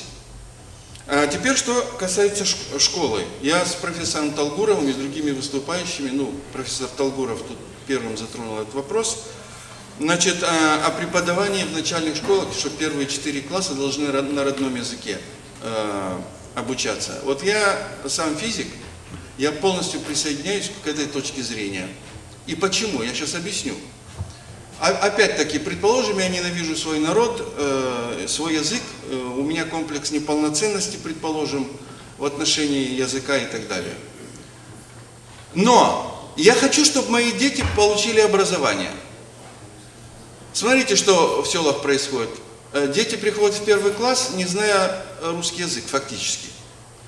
Их начинают учить, скажем, математике. То есть он должен научиться математике на языке, который он не понимает. Научиться математике на языке, который понимает, и это трудно. А научиться математике на языке, который ты не понимаешь, вообще невозможно. И мы выпускаем много поколений детей полуобразованных, мы должны прямо признать. И вот есть при этом, родители, которые там нанимают репетиторов и так далее, и они поступают, скажем, на физический факультет.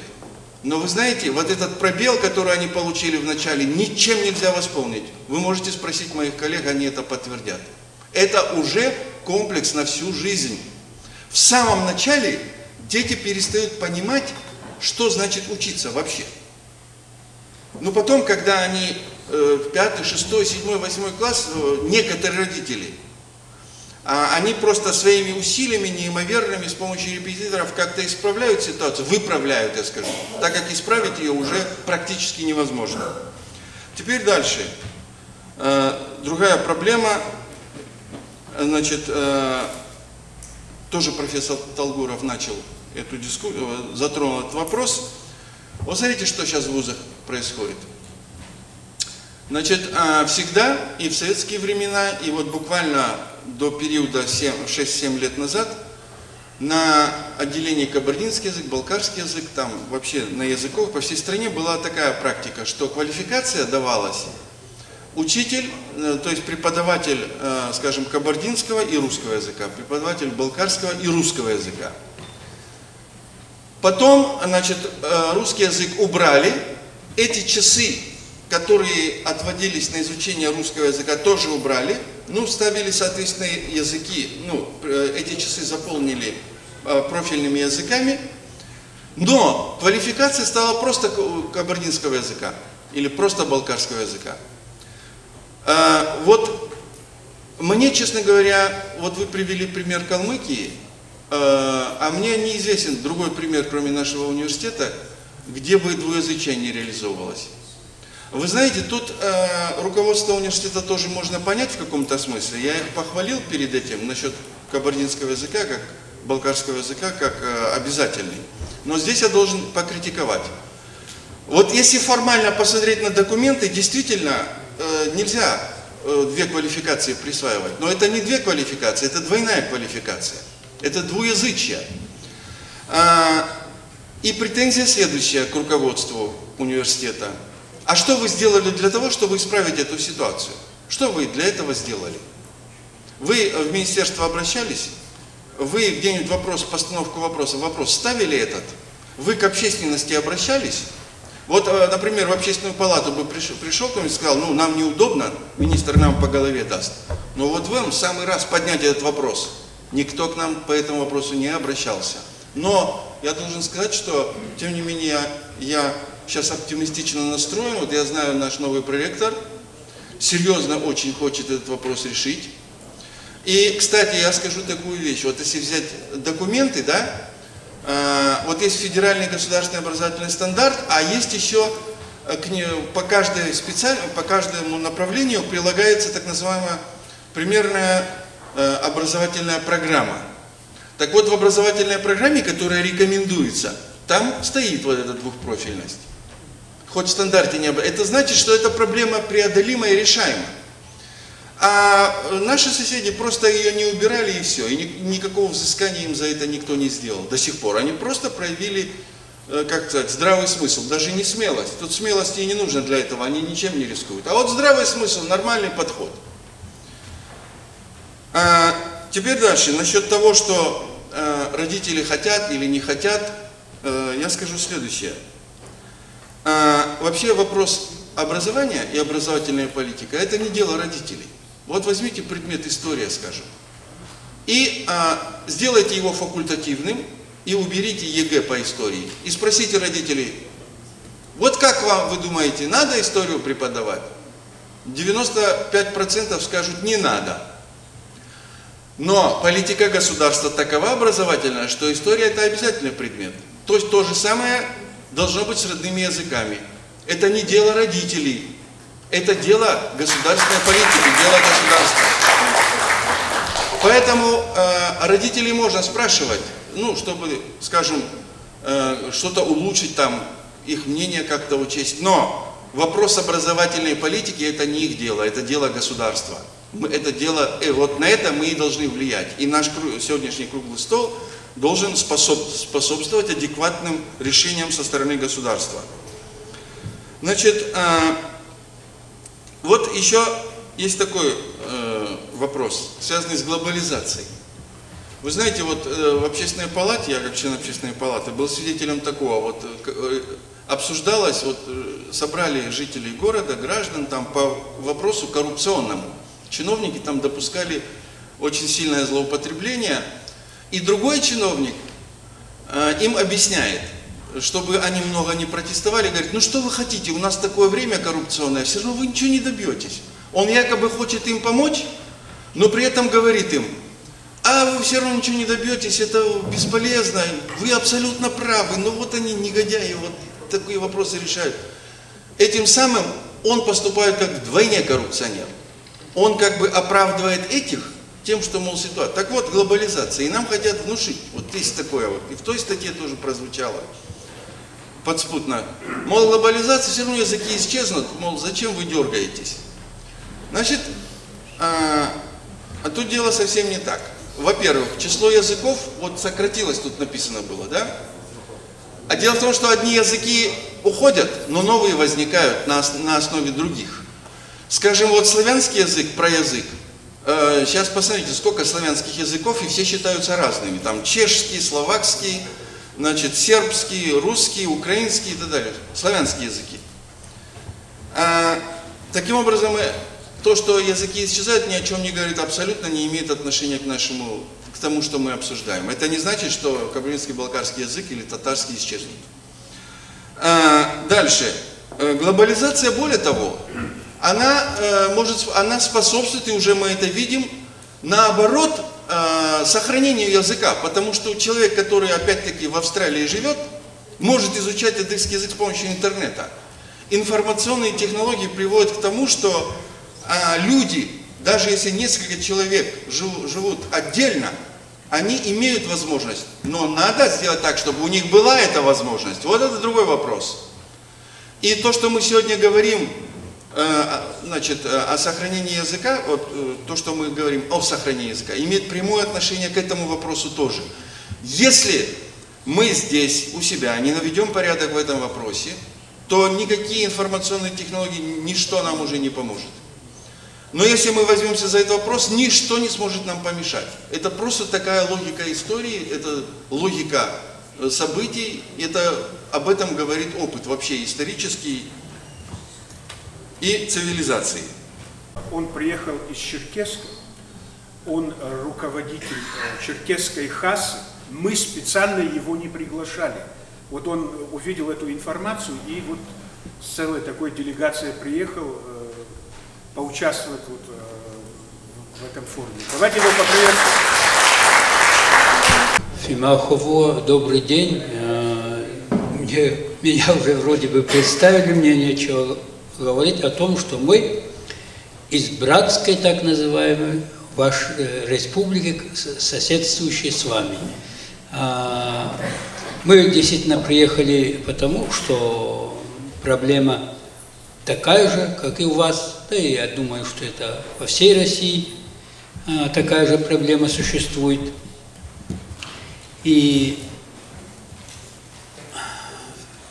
может быть у нас чуть-чуть сложнее, потому что у вас 2 народа, а у нас 4 народа должны сохранять и заботиться о своем языке.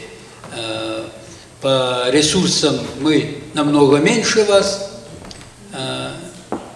тем более объемов больше, но при желании я думаю, что Кабардино-Балкария могла бы нам помочь. В каком смысле? Если вы действительно вот за те проблемы, которые вы беретесь сегодня, будут решены,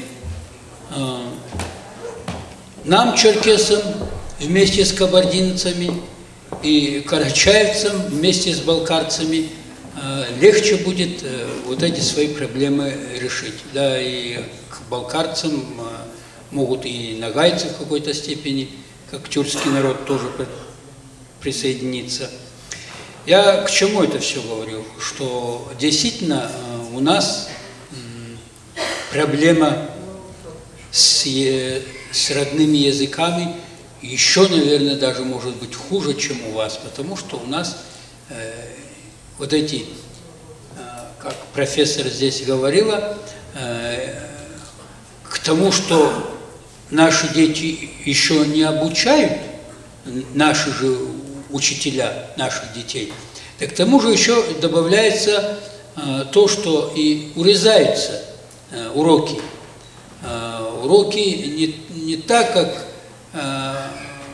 девушка балкарская с села говорила, что передаются. Это мы как бы с этим и не смирились, но все равно худо-бедно боремся. Но когда в программу школьную закладывается, что в неделю должны изучать карачайский, нагайский, абазинский или черкесский язык всего 2 часа, то, естественно, это не хватает не то, что для того, чтобы что-то изучать, как здесь говорили, литературные традиции или литературную философию, там, даже буквы изучать не успевают дети. И, естественно, выпускаются дети, которые к 10-11 классу даже не могут и говорить на своем родном языке. Я думаю, что для того, чтобы вот эту решить проблемы, которые стоят перед нами, нам всем надо объединиться. Почему-то все считают, у кого есть государственность, что их язык должен сохраняться, а то, что языки других народов, которые в них живут, они должны исчезнуть и должны быть ассимилированы. Кто им такое право дает? Мы должны всеми силами сохранить свои языки и свой народ. А для этого, мне кажется, мы не должны ни с кем не воевать, ни что-нибудь новое не придумывать, а должны законы всемирные, которые Россия тоже подписывает. И основной закон России, Конституция России, основные законы Кабардино-Балкарии, Карачаево-Черкесии, Конституции этих республик, они должны действовать именно в том направлении, что по сохранению языка и культуры этих народов. Обсуждаемая тема все-таки предполагает очень большой, широкий спектр нерешенных проблем, которые ждут своего разрешения, к сожалению. Но я вышел сюда сказать о том, что меня очень волнует. Дело в том, что пока этот красивый закон бездействовал в течение 15-20 лет, у нас в республике самообразовалось или сообщество, или прослойка, или группа, как хотите, которые не приемлют в качестве родного языка ни кабардинский, ни балкарский язык. Чтобы не быть голословным, я просто из своей практики пример приведу. Значит, экспресс-интервью на улицах города Нальчика. Вопрос: какой язык вы считаете родным? Ответ: русский язык. Ну, ты же кабардинец или балкарец? Да, но для меня родной язык тот, который я хорошо понимаю и на котором я могу хорошо изъясняться. Далее была дискуссия там, когда предлагали кто до 4-го, кто до 8-го, там, до 10-го класса там, обучение на родных языках. Значит. Две женщины, они представляли пригород города Нальчика. Одна говорит за, другая говорит нет. Мы спрашиваю, почему нет на родном языке, если ваш ребенок будет обучаться? Это, говорит, будет неполноценное обучение, она сказала. Поэтому я полностью поддерживаю предложение Мурата Хаконова. В этих вопросах просто государственным пером должно быть вписано как обязательное вот это. Без этого ничего не получится. Далее. Сейчас во всех организациях, куда ни пойдешь, везде сокращение, допустим. Ой, надо сокращаться, того не хватает, финансы без конца. А обсуждаемая тема как раз предполагает и некоторую кадровую политику, которая, в общем-то, маленький пример. Детский садик. 7 детей кабардинцев, 7 балкарцев русских. Педагог с большим опытом работы, Мария Ивановна, значит, ведет прекрасно свою работу на одном из государственных языков. А мне вспоминается сюжет из Японии, где если ребенок в детском садике проявляет интерес к какому-либо искусству, к рисованию, например, да, сразу представляет педагога, который занимается в этом направлении.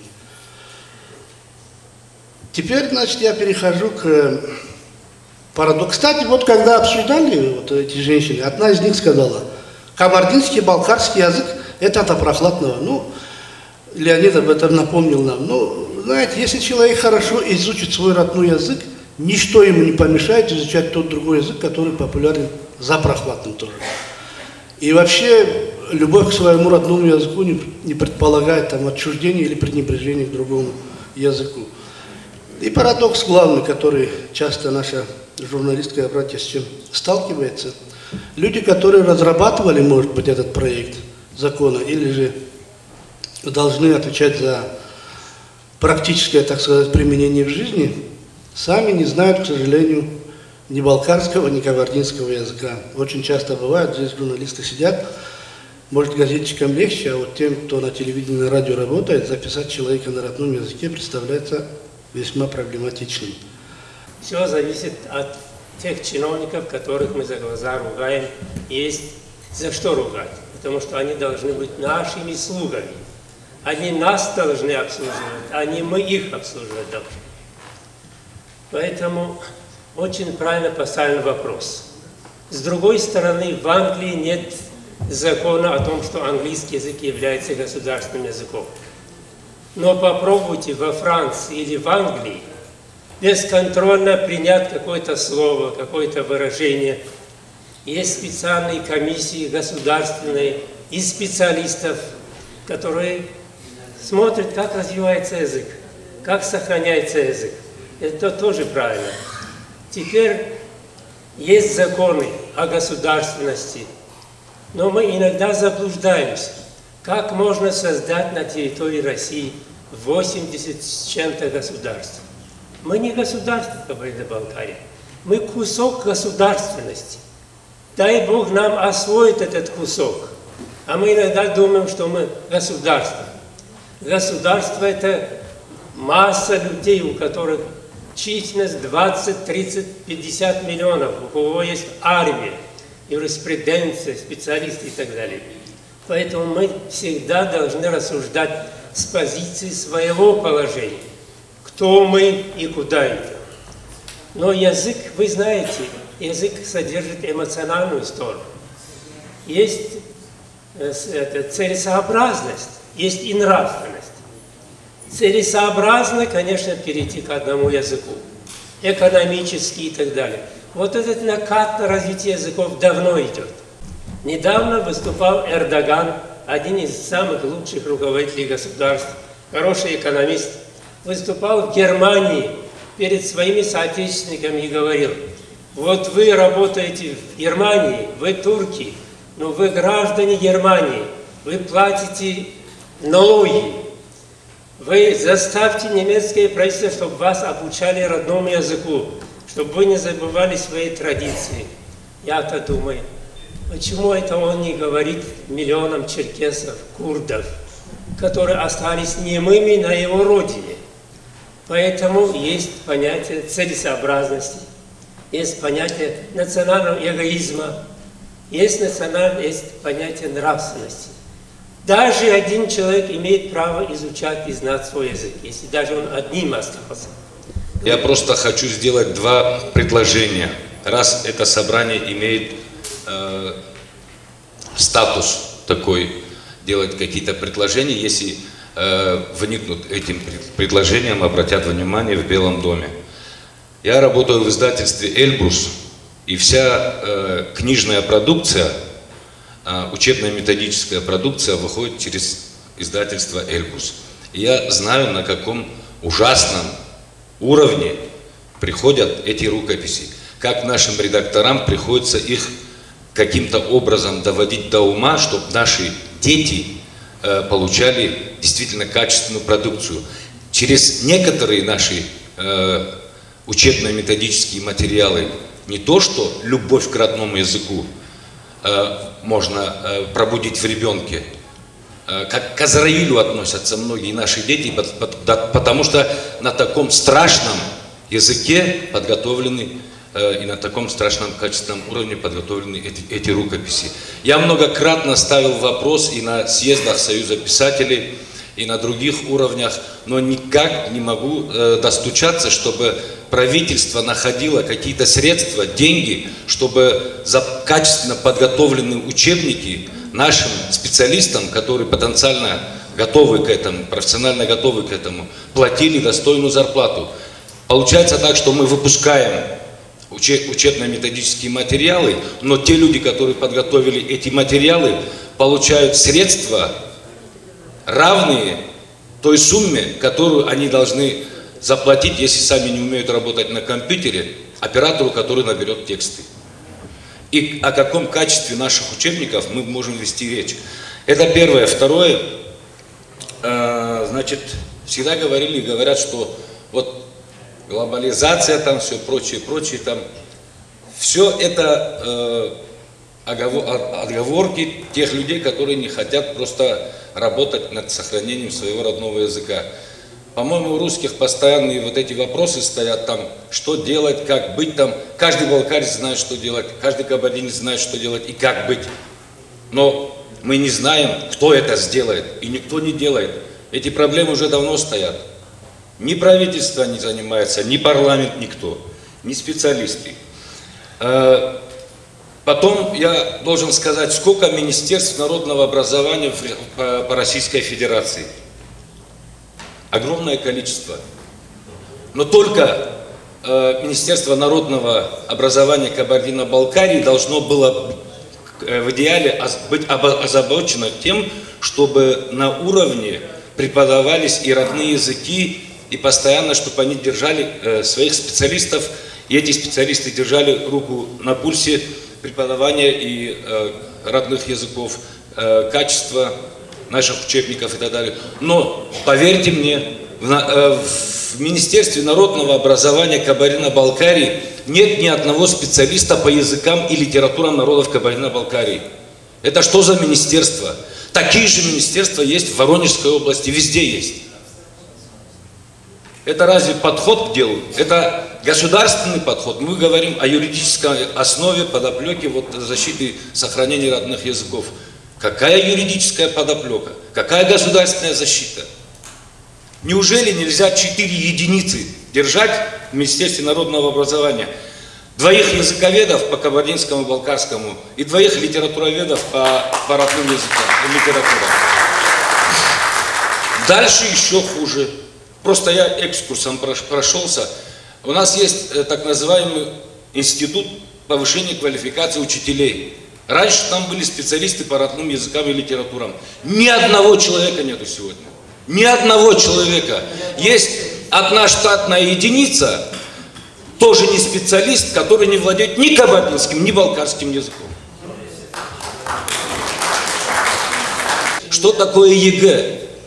Если бы был прецедент такой, и заложили бы этот прецедент кабардинцы-балкарцы, было бы здорово. Вообще надо было отказаться, и я прошу, чтобы мы поставили одним из пунктов, что Кабардино-Балкария официально отказалась от ЕГЭ. Я не знаю, как будут поступать наши дети. Это нонсенс, конечно, но в конце концов, если раньше люди за знания какие-то там, живая беседа с абитуриентом, с потенциальным студентом, это живая беседа, живой экзамен давал возможность ориентироваться, кого мы набираем на тот или иной факультет. А сейчас каким-то чудесным образом много всяких вариантов, кто по телефону, кто почему там какие-то баллы набирают.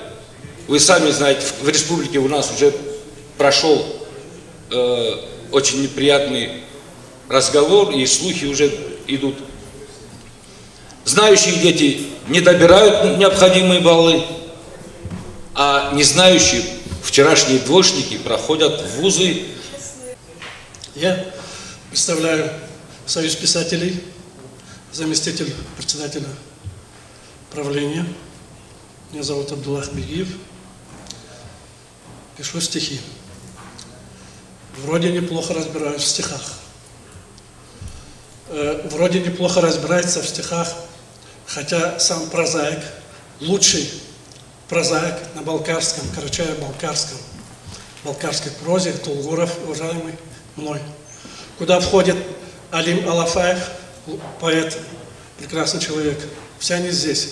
Но единственное, хотел бы, чтобы я вообще получил, сижу и наслаждаюсь тем, что получил большое удовлетворение от этого собрания, что я нахожусь здесь.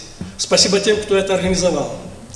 Здесь лучшие представители, может не все, лучшие представители нации, особенно кабардинского народа, поменьше балкарцев, но если мы так будем вместе собираться, но я оповестил и Гузеева Жамала, и других, Тикуева, и других профессоров тоже, меня попросил Шагенов, но они официально приглашение не получили, а так все хотели прийти. Мы, если совместно будем, у нас очень много проблем, не только языковые, и в культуре, и вообще в жизни, и в политике, и вообще. Если мы совместно будем так открыто решать, весь мир узнает, что самый мудрый народ живет в Кабардино-Балкарии. А у нас это есть шанс. У нас это шанс есть. Мы это показали последние десятилетия, показали, что мы иногда, может, все народы равны, все мудрые, но мне кажется, в Кабардино-Балкарии живут самые мудрые люди, народы, которые сохранили эту теплоту, переданную с нашими предками. Что я хочу сказать насчет языка. Пусть видят все, что мы любим друг друга. Пусть весь мир видит. Мы должны это... здесь говорят, что это семья. Тогда пусть платят семье, что мы воспитываем патриотов для страны. А вы знаете, что без знания языка он никогда патриотом не вырастет. Я насчитал, сколько людей, героев Советского Союза, которые не знали своего родного языка. я не нашел ни одного героя Советского Союза. Все герои знали свой родной язык. Все они были патриотами, потому что были патриотами своей родины и своего языка. Из манкурта не вырастает патриот. Страна – это не наша проблема, даже не проблема нашей республики. Это проблема государственная, проблема России, проблема сохранения. Вот Леонид сказал, почему развалилась великая страна СССР? Потому что была политика ассимиляции. Прежде всего, Россия должна думать не манкуртов, а людей, глубоко уважающих, знающих свою культуру, свой язык, свои традиции. Только тот человек поймет другого. Никогда человек, который не понимает своего языка, никогда слова не скажет в защиту своего языка. Не только Родину, жизнь отдать. А татары молодцы. Уже они сейчас ставят вопрос наравне с русским языком, чтобы был татарский язык был государственный. Может, вы слышали, это проблема уже в депутатском кругу, в Госдуме. Вот такие предложения. Вот здесь вот было сказано о власти, о государственности. Когда мы говорим о государстве, Ханджари, уважаемый, мы имеем в виду Великую Россию тоже, как государственность, как государство. И Кабардино-Балкарию – это наша форма самоопределения внутри России. Это тоже наша государственность. И наши чиновники комплексуют, когда они считают, если они публично говорят о необходимости обучения родным языкам, о необходимости ее сохранения, они комплексуют. Это абсолютно неверно.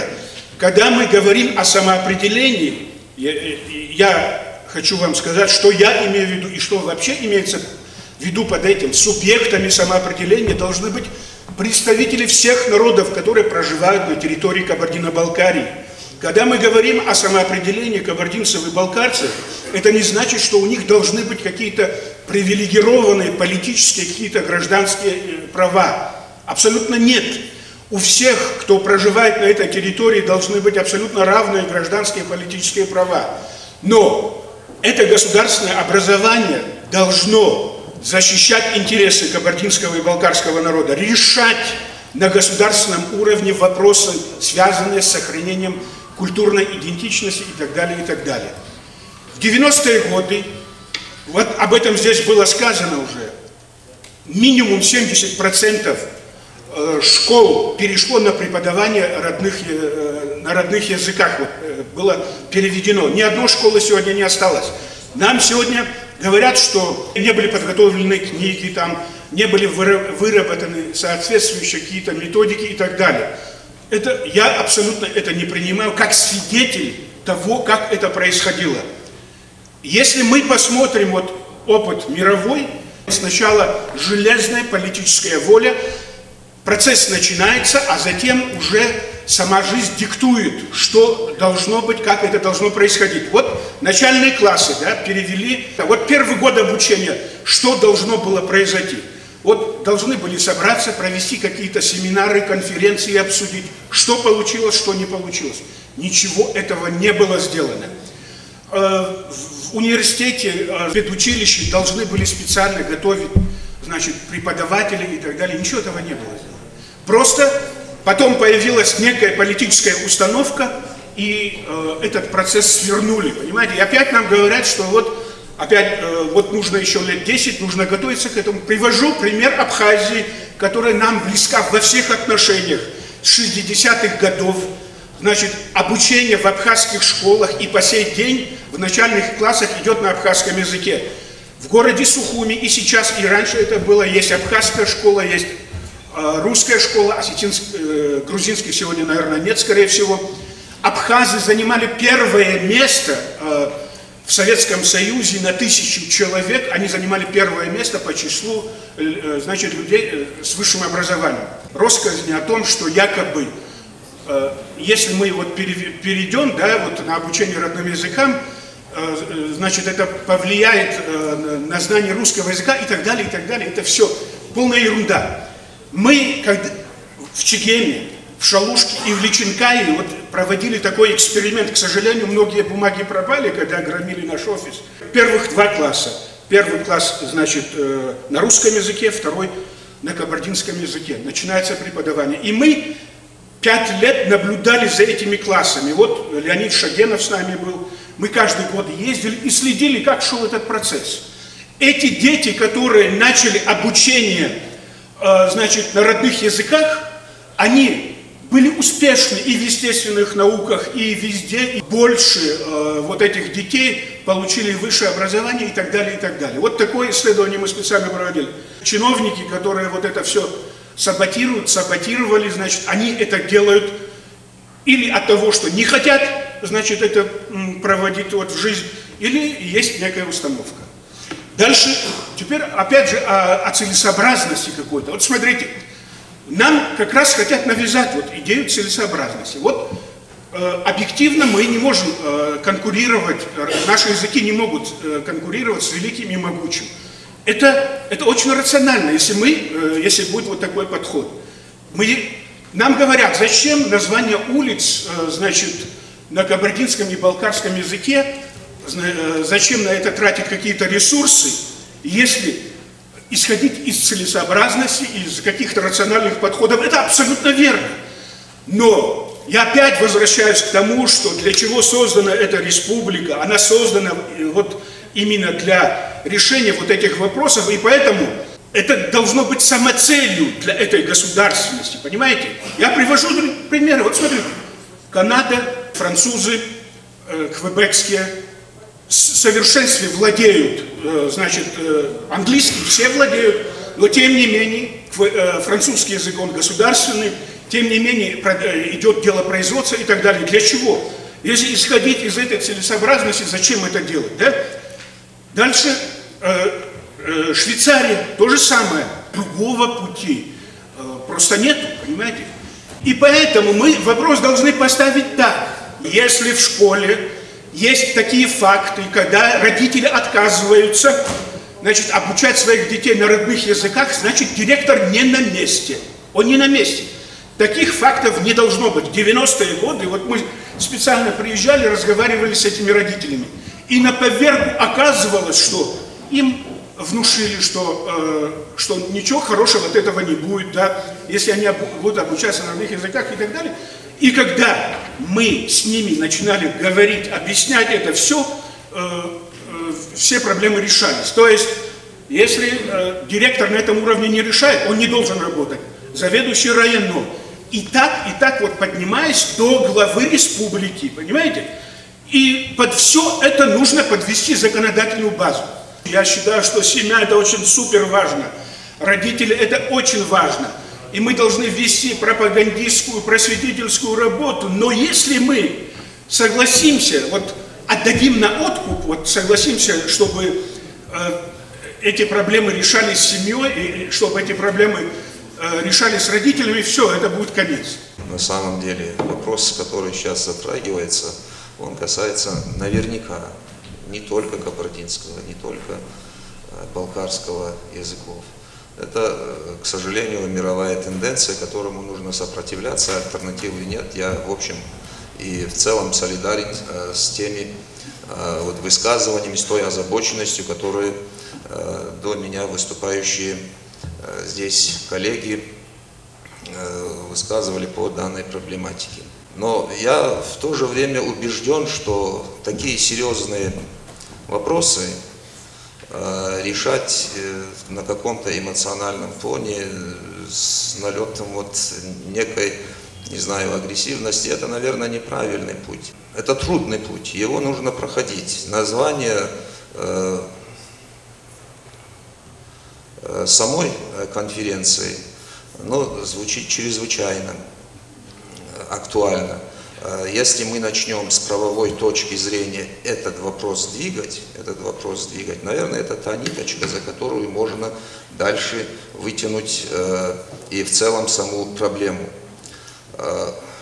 Почему я так говорю? Чтобы двигаться вперед, наверное, негативное мы все знаем. Наверное, нужно искать какие-то рациональные зерна, на что можно опереться. Я не правовед, не специалист в области юридической техники, но я знаю одно. Вся нормативно-правовая база, которая прокомментирована была сегодня, она не говорит «нет, не развивайтесь». И это уже здорово. Вот на его базе дальше можно двигаться. Даже по объему часов, если мы посмотрим, количественно, при всем при том, что да, на самом деле нормативный, очень серьезный, вот такое серьезное психологическое давление было при принятии федеральных государственных образовательных стандартов, но даже в новых образовательных стандартах количество часов по родным языкам, я не хочу говорить достаточно, но оно не уменьшилось. Если мы сами у себя на уровне школы ее не будем уменьшать. А такие примеры здесь озвучивались, и это встречалось с аплодисментами. Это с точностью да наоборот нужно делать. Если в школе работает 50 человек, и они у себя не могут приоритеты расставить, и отдают часы родных языков физкультуре, оттуда наши беды начинаются. Я понимаю, что все устали, я постараюсь быть максимально кратким. Вот что я услышал. С правовой точки зрения есть куда двигаться, но я услышал, на мой взгляд, не совсем правильные, а может быть даже и опасные вещи. Образовательная политика – это не дело родителей. Ну, я не думаю, что в это выражение вкладывалось что-то плохое. Я хочу верить, что это из добрых каких-то побуждений было сказано. Но некая недосказанность, ошибка в терминологии и так далее, это тоже опасно, когда мы говорим о...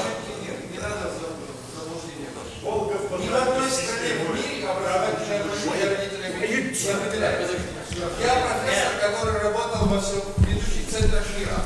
Не надо людей вводить в заблуждение, которые не работали. Выступит, не будем мешать, потом можно. Вы знаете, Он меня имеет в виду. Буду мешать. Нет, это не ваше высказывание, это довольно широко распространенное высказывание. Конечно, образовательная политика – это в том числе и дело родителей. Но родителей нужно направлять, где-то аккуратно им подсказывать, а вот эта вся нормативная база и окружающая внешняя среда будет в одном направлении воздействовать на родителей, это будет их самостоятельный выбор. В этом я абсолютно согласен. Второй момент. Возвращаясь к школе. Вы знаете, я уже, наверное, мне дают возможность долгое время работать в системе образования, поэтому я должен быть готовым к любой критике, и уверяю вас, я готов к любой критике. Но просто опять-таки надо очень внимательно посмотреть, прежде чем вот что-то на эмоциональном тоне сказать. Сегодня школа – это единственный институт, если говорить о развитии языков, где от человека к человеку вот это развитие или сохранение передается. Давайте мы его будем поддерживать. Там, где нужно, покритикуем, там, где нужно поправить, мы поправим. Все вместе. Образовательная политика, в том числе, дело и общественности. Следующий момент. Очень много разговоров и дискуссий о том, до 4 класса учить на кабардинском языке или не учить. Я не стесняюсь быть патриотом и не комплексую. Я за то, чтобы на языке моей матери с 4 даже по 8 класс учились. Но здесь нужны очень серьезная научная основа. Дети не должны массово становиться, допустим, предметом экспериментов настроений. Вот сегодня мы скажем так, извините, другие придут с другим мнением и скажут, извините, вот мы тогда ошиблись. Я еще раз говорю, я сторонник того, что даже не психолог, но понимаю, что любой человек на своем языке быстрее воспринимает и быстрее переваривает информацию. Я лично за себя говорю, я открыт, не последний человек в Министерстве образования, открыт к тому, чтобы этот вопрос не в единодушном порыве, а с учетом мнений и тех, и других, чтобы мы пришли к единственно правильному решению. альтернатива, она в принципе, наверное, должна быть, как и в любом здоровом деле.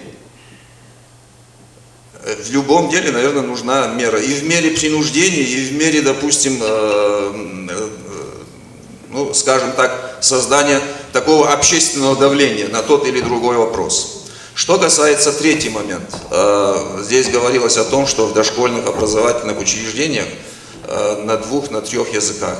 Вот просто стоит здесь один садик, где обучают одному языку. Не буду конкретизировать. Через дорогу стоит другой садик. Куда вы своего внука поведете? Вот вы сами для себя ответьте на этот вопрос. И эта тема снята. Я благодарю вас за внимание. Еще один момент. В 2000 году Общественно-консультативный совет при президенте Кабардино-Балкарской республики настоял на том, что Общественно-консультативный совет настоял на том, что исправить как раз ситуацию, которая в 80-х, в 90-х годах сложилась. У нас катастрофически оказалось, что нет учебников на национальных языках. Согласен с теми, которые говорят, плохие учебники. Но в мои обязанности входило финансово-экономическое сопровождение разработки этой программы и ее реализации. И я со стопроцентной уверенностью могу сказать, что сложно было найти людей, подтянуть по тем или иным основаниям. Наверное, не потому, что не хотели, но трудно было туда подтянуть и создать вот такую творческую группу людей, которые имели бы возможность, я не говорю еще раз, не хотели, я говорю, имели бы возможность поработать над этими учебниками. Но, во всяком случае, вот этот пробел, очень существенный пробел, не на чем было учить. Плохо, но он был восполнен.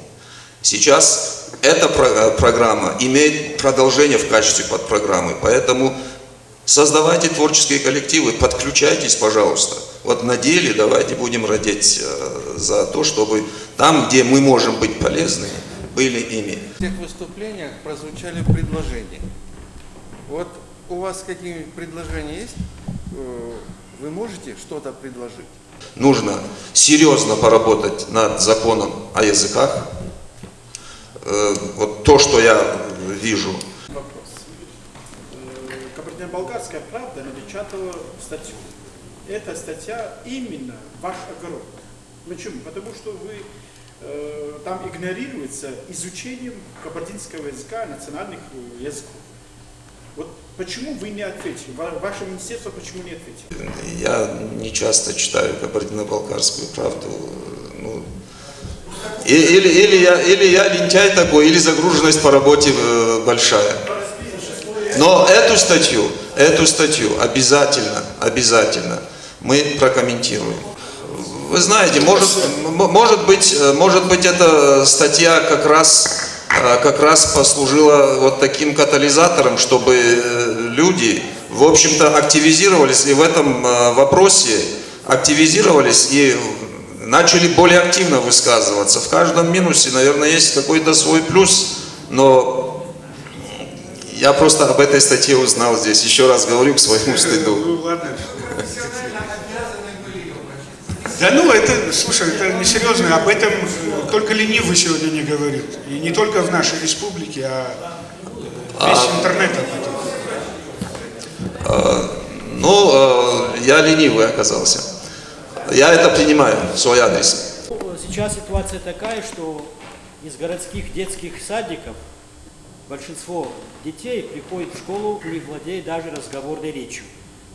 Я имею в виду родную речь. И для такого ребенка уже фактически невозможно заниматься по программе родных языков в 1 классе. Вот какой выход? Вы говорите создавать национальные группы. Хотя бы, вот, скажем, количество времени, уделяемое родному языку.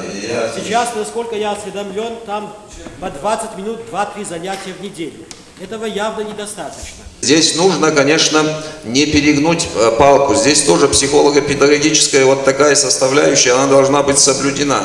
Нельзя стараться в детском садике научить Анадальхубза за 1 класс. Но языковую подготовку в игровой форме – это то, что обязательно и для балкарских детишек, и для кабардинских детишек. Более того, и там, чтобы в детском возрасте, не только дома, а дома это, наверное, все реже и реже, а именно в этом дошкольном учреждении у него перед глазами, чтобы он мог почувствовать что-то свое родное, не просто язык, но и какие-то вещи, которые олицетворяли бы с его принадлежностью к тому или иному народу. Здесь абсолютно с вами я солидарен. Вот эту составляющую надо в какой-то ненавязчивой игровой форме, эту составляющую надо, конечно, усилить. Можно сделать количество часов, отведенных на изучение родных языков, фиксированным, чтобы ни директор школы, ни начальник управления не могли их трогать? Это, знаете, вот что означает? Лишь бы не мы, но кто-то это сделал. Нельзя так. Это вчерашний день. Эти часы, они фиксированные. Вы только от фиксированных часов на какие-то другие цели будьте настойчивы там, где вы есть. Чтобы эти часы с родных языков не забирали. Пусть даже на самую важную вещь, как физкультура. Они фиксированные. С 1 по 4 класс, 4 часа. Там, где 71 школа у нас экспериментально отрабатывает новые федеральные образовательные стандарты, там 5 часов родных языков. И дальше в основной школе 4 часа, и в старшей школе 3 часа. Они фиксированные. Это просто когда у вас возникают внутри какие-то проблемы, там, вы отщипываете вот это слабое звено. Вот там надо любить свой язык. Каждый на своем месте. Вопрос как звучал? Фиксированы часы? Я говорю, они фиксированы по ступеням образования. Оттуда забирают какие-то часы, передают на какие-то предметы. Это нарушение требований федеральных государственных образовательных стандартов.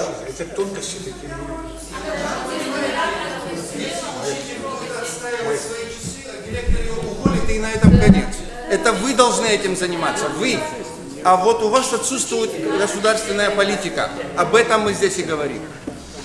Но если корень зла в Министерстве образования, это было бы слишком легкое решение. А я все-таки говорю о том, что часы, вопрос был задан, они фиксированы. И не может быть такого, чтобы в каждую школу и в каждый класс кто-то заходил, там наводил порядок. Хотя, есть в министерстве такая служба. Ну, не знаю, насколько это важно для такой солидной аудитории.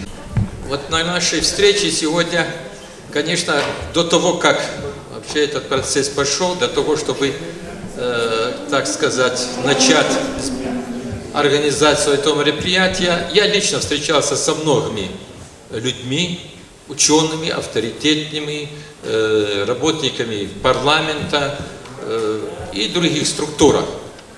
Но, честно говоря, то, что вот я имел в основном результат этих разговоров, сейчас вот в этом зале прослеживается та же картина, та же ситуация, которая заключается в том, что когда мы поднимаем вопросы, связанные с родными языками, давлеющим, доминантным вопросом становится вопрос образовательный, вопрос обучения родному языку или вопрос обучения, ну, в основном родному языку, потому что по второму вопросу я отдельно остановлюсь. Но я хочу вам сказать следующее, что вот цель, которую я поставил лично для себя, конечно, она до конца не достигнута. Дело в том, что, ну, есть известная пословица русская, что впереди, телега или лошадь. Так вот в проблеме, а вот, кстати говоря, о терминологии, о которой я часто употреблял в своей информации, вопрос сохранения и развития родных языков. Сохранение и развитие родных языков – проблема. Так вот, эта проблема состоит, ну, наверное, из многих подпроблем. Но главные две проблемы здесь таковы. Первая проблема – это проблема сделать этот язык работающим. Сделать его язык работающим. Я еще раз повторяю. А что значит сделать работающим язык? Не надо ничего выдумывать. Вот Бразби сказал, что вот якобы из этой информации подтвердилось, что имеется добротная законодательная база. Она не то, что она имеется, она существует. Это законы, которые необходимо не просто так к сведению принимать, их надо в обязательном порядке выполнять. Если дело довести до такого логического конца, сегодня какой-то Иванов, Хачетлов, Карданов, Шегейнов вполне может обратиться в Конституционный суд Российской Федерации, почему 68-я статья Конституции не работает. То есть, еще раз повторяю, язык должен работать. Если язык не работает, значит, то процесс обучения, он уже и вторая половина зависит от этого. Он будет востребован. Он обязательно будет востребован в семье, в селении, в районе. Понадобятся специалисты, которые работают на этом языке.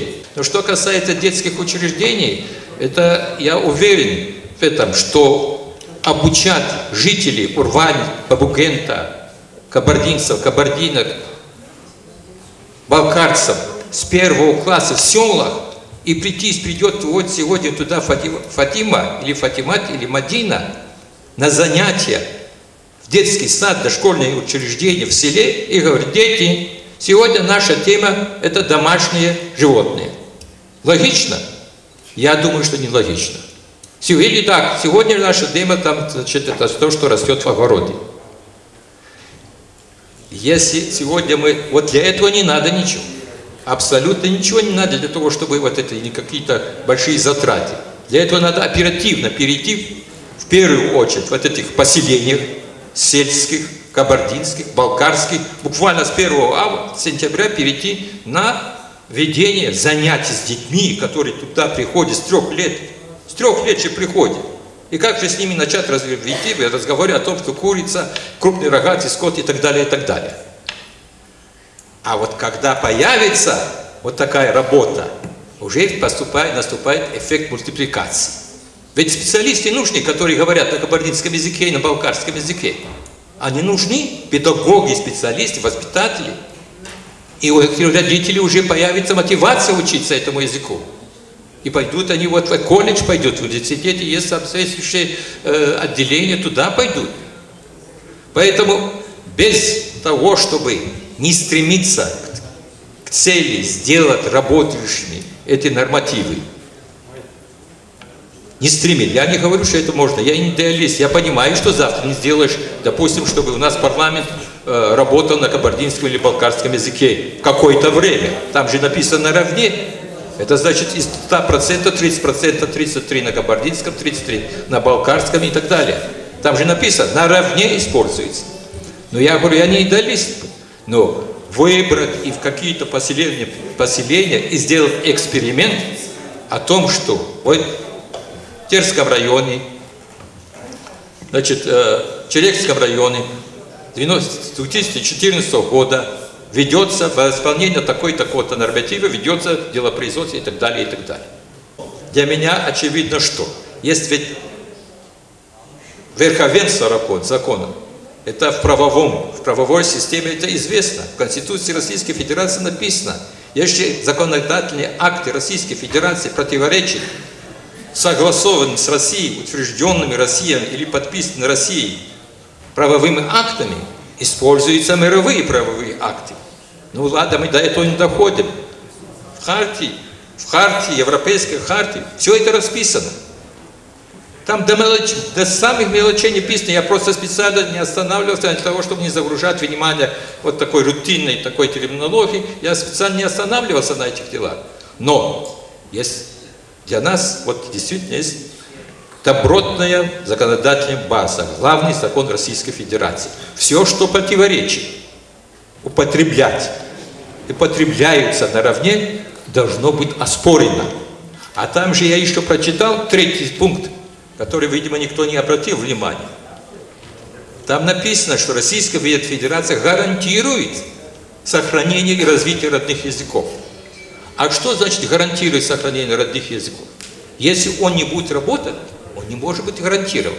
Если на нем не обучать достаточно объемно, а что такое достаточно объемно? Борис, я хотел бы, вообще-то говоря, чтобы выступил, прокомментировал эти вещи.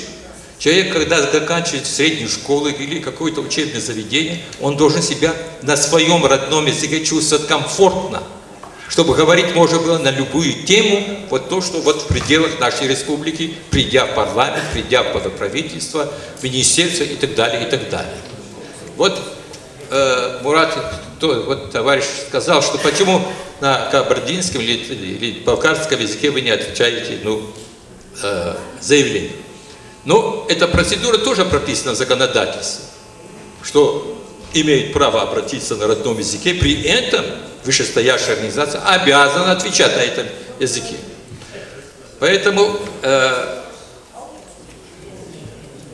я бы хотел, тем не менее, вот если я думаю, что вы прочитали вот то, что написано в проектах нашего решения, безусловно, мы создадим сейчас редакционную комиссию, и, безусловно, учтем многие вопросы, связанные вот с этими проблемами, И последнее, что я хотел бы обратить внимание, конечно же, этот вопрос надо довести до главы нашей республики. Без волевого проявления, политического проявления руководителя республики, значит, в этом вопросе, вот такой вопрос, он очень сложный и с места не сдвинется. И в этом вопросе хотелось бы Министерство ведомства, Министерство и других культуры, Министерство средств массовой информации, они тоже были солидарны с нами. Тогда этот вопрос может сдвинуть.